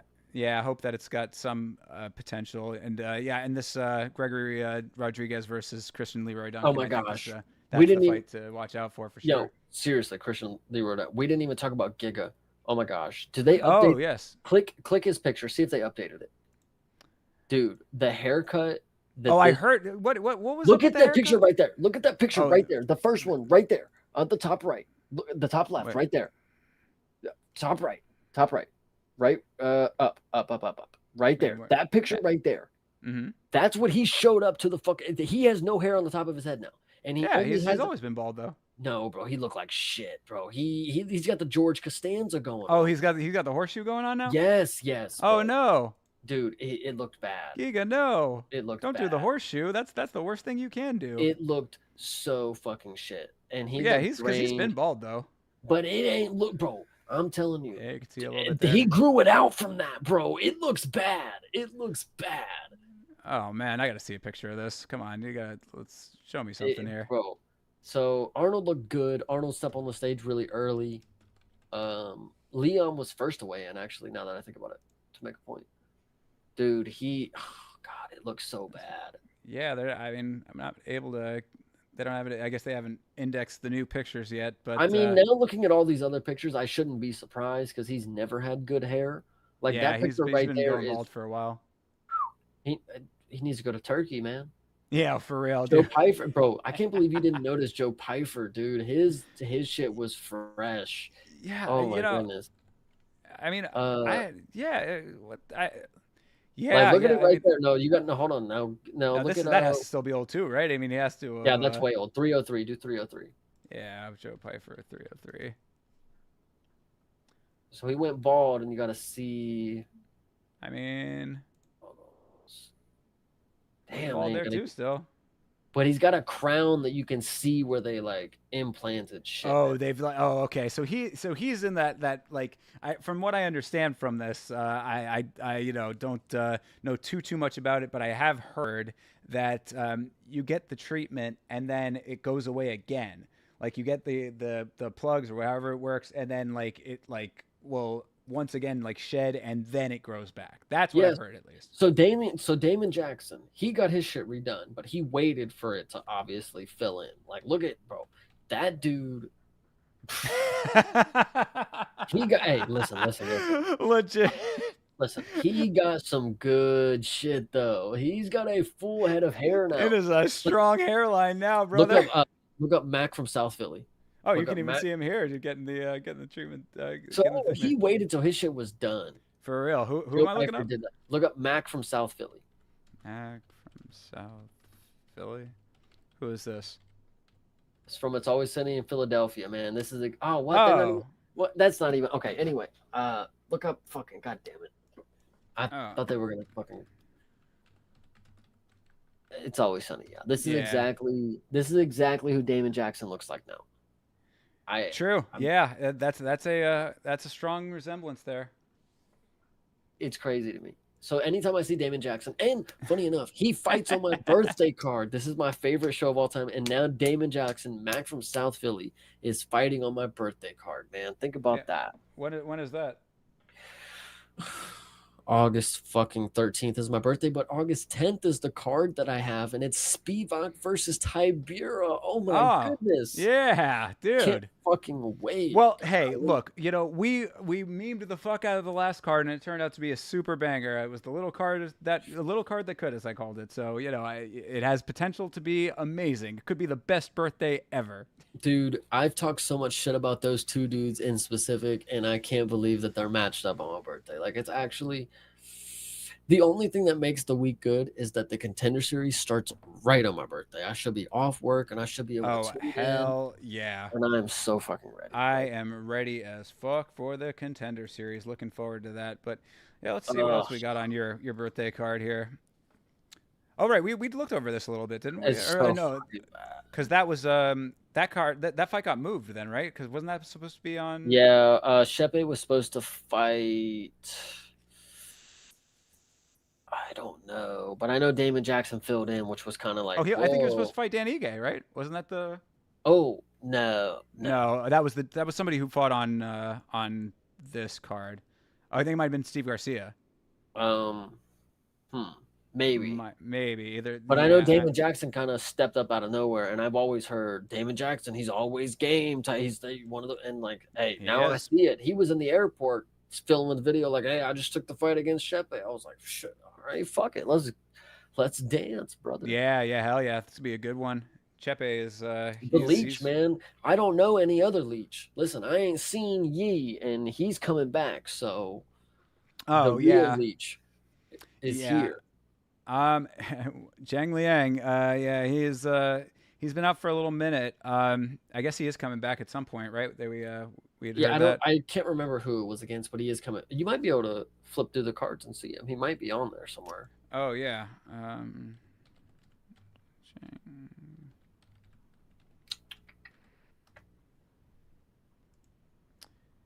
Yeah, let's see what we got for him. Oh, I don't know if they have the upcoming on this. Let's see. Well, I said Daniel Rodriguez, so I guess that's not. Oh, he's going up against Carlos Praetis. Ooh, damn, that's a bad look for him. On August 17th, literally the card after my birthday. There you go. You got a sandwich. I get 2 leeches. A leech on either side of your birthday. That is crazy. How about that? Let's go, man. Yeah, that's on 305. Yeah, that's there's some decent fights shaping up for that one as well. Then Rosenstrike and Ty. Oh, that's gonna be. Oh wait, this is 3. Oh, duh, this is 305. Okay. Yeah, 305. Yeah, I mean, God, Ty. I hope he can stick around, Junior man. Tafa, Walter Walker. That's a dub right there for. That's Junior. yeah. That's gonna be a pretty easy one for Junior. I would Casey think. O'Neill. I don't know about all that. It should be all right. It'll be okay. Josh Kulabau versus Ricardo Tom Ramos. Nolan. I know that dude's name, right? Yes, Tom Nolan is the dude who got the win recently, but we were saying that his style. Who did he fight though? That's a good question. Victor Martinez. That doesn't ring a bell though. He got Aussie, right? Yes, he's the Australian guy. He got the win. He took a little bit of damage early, overcame it, and I remember saying about Martinez that his style was not going to be good against like dudes like Nolan with the length that Nolan has because he's kind of tall. Yeah, Tom. Oh, that Australian Jalen Turner. Oh, okay. Never mind. I got my pick on that. Yeah. There you go. Yeah. I think that might have been one of the first last week's fights that we did. We talked about that fight. Yeah. Yeah. So and then Kai Kara versus Steve Erceg. I mean, see if Kai Kara. I think Steve's got that in the bag. Yeah, I was gonna say. I mean, we really got to see if Kai Kara has enough left in the tank because he's been pretty spotty. Yeah, got a little bit of a. This is as close to a championship fight that Kai Kara France is gonna get. You think so? I mean, yeah, lost to Moreno, lost to Albazi, lost to Royval. This is honestly, these are all. This is honestly a grace that he's getting this fight because this is somebody who arguably could be champ right now. Yeah, fair. Yeah, that's a good point. I mean, Erceg did get a huge jump to have that ability to say that, but he did prove that he deserves it. It is true. I mean, he held his own in that fight. You know, that really wasn't a bad look for him. I think that his stock rose with that fight. Facts. So yeah, good Kai Kara. See what you got, man, because Steve Erceg is here. Yes, sir. I'm liking a couple of these, man. I think that there's a potential here. We'll see what the rest of that card ends up looking like. I'm down for it. Yeah, man. I mean, I guess that's pretty much about it for right now. I don't know if there's any other specific news of the day aside from the fights that we have coming up tomorrow. No, I guess we can call it and be ready to go for tomorrow. Yeah, that'll be about it. So as we generally say on the Monday streams, both myself and Chase do our individual watch-alongs. You can see myself with Vitz King right here on the YAMMA channel. You can see us on YouTube, Twitch, Trovo, and Kick. And Chase Parton, where can they see you, sir? You can find me and the rest of the Hive on our watch-along streams on youtube.com/@CPSmalls. And if you want to hang out with me on Twitter sometimes, @CreativePartin, Partin. Yeah. That's right. Make sure you follow my boy and shout out to the Hive for real. Love y'all. Yeah, we will be back. The video out on the channel now is one that I highly recommend you check out. Kind of a heavy subject, but one that is important to talk about. So thanks again to Chase for bringing the situation to my attention, and love to see your thoughts about that video in the comments. So let us know what you think about all of that, because it is, you know, a bit of an issue going on, and hopefully it's one that can get resolved, but awareness is going to help. So check that out. Yeah, we will catch up with you all tomorrow, everybody. Say hey on the watch-alongs, and after that, on Monday, myself and Chase Parton will be right back here to talk about the fights that we just saw on last week's fights. Check in with us. We can't wait to see you again. Have a great rest of your weekend. Enjoy the fights. Fight on, everybody.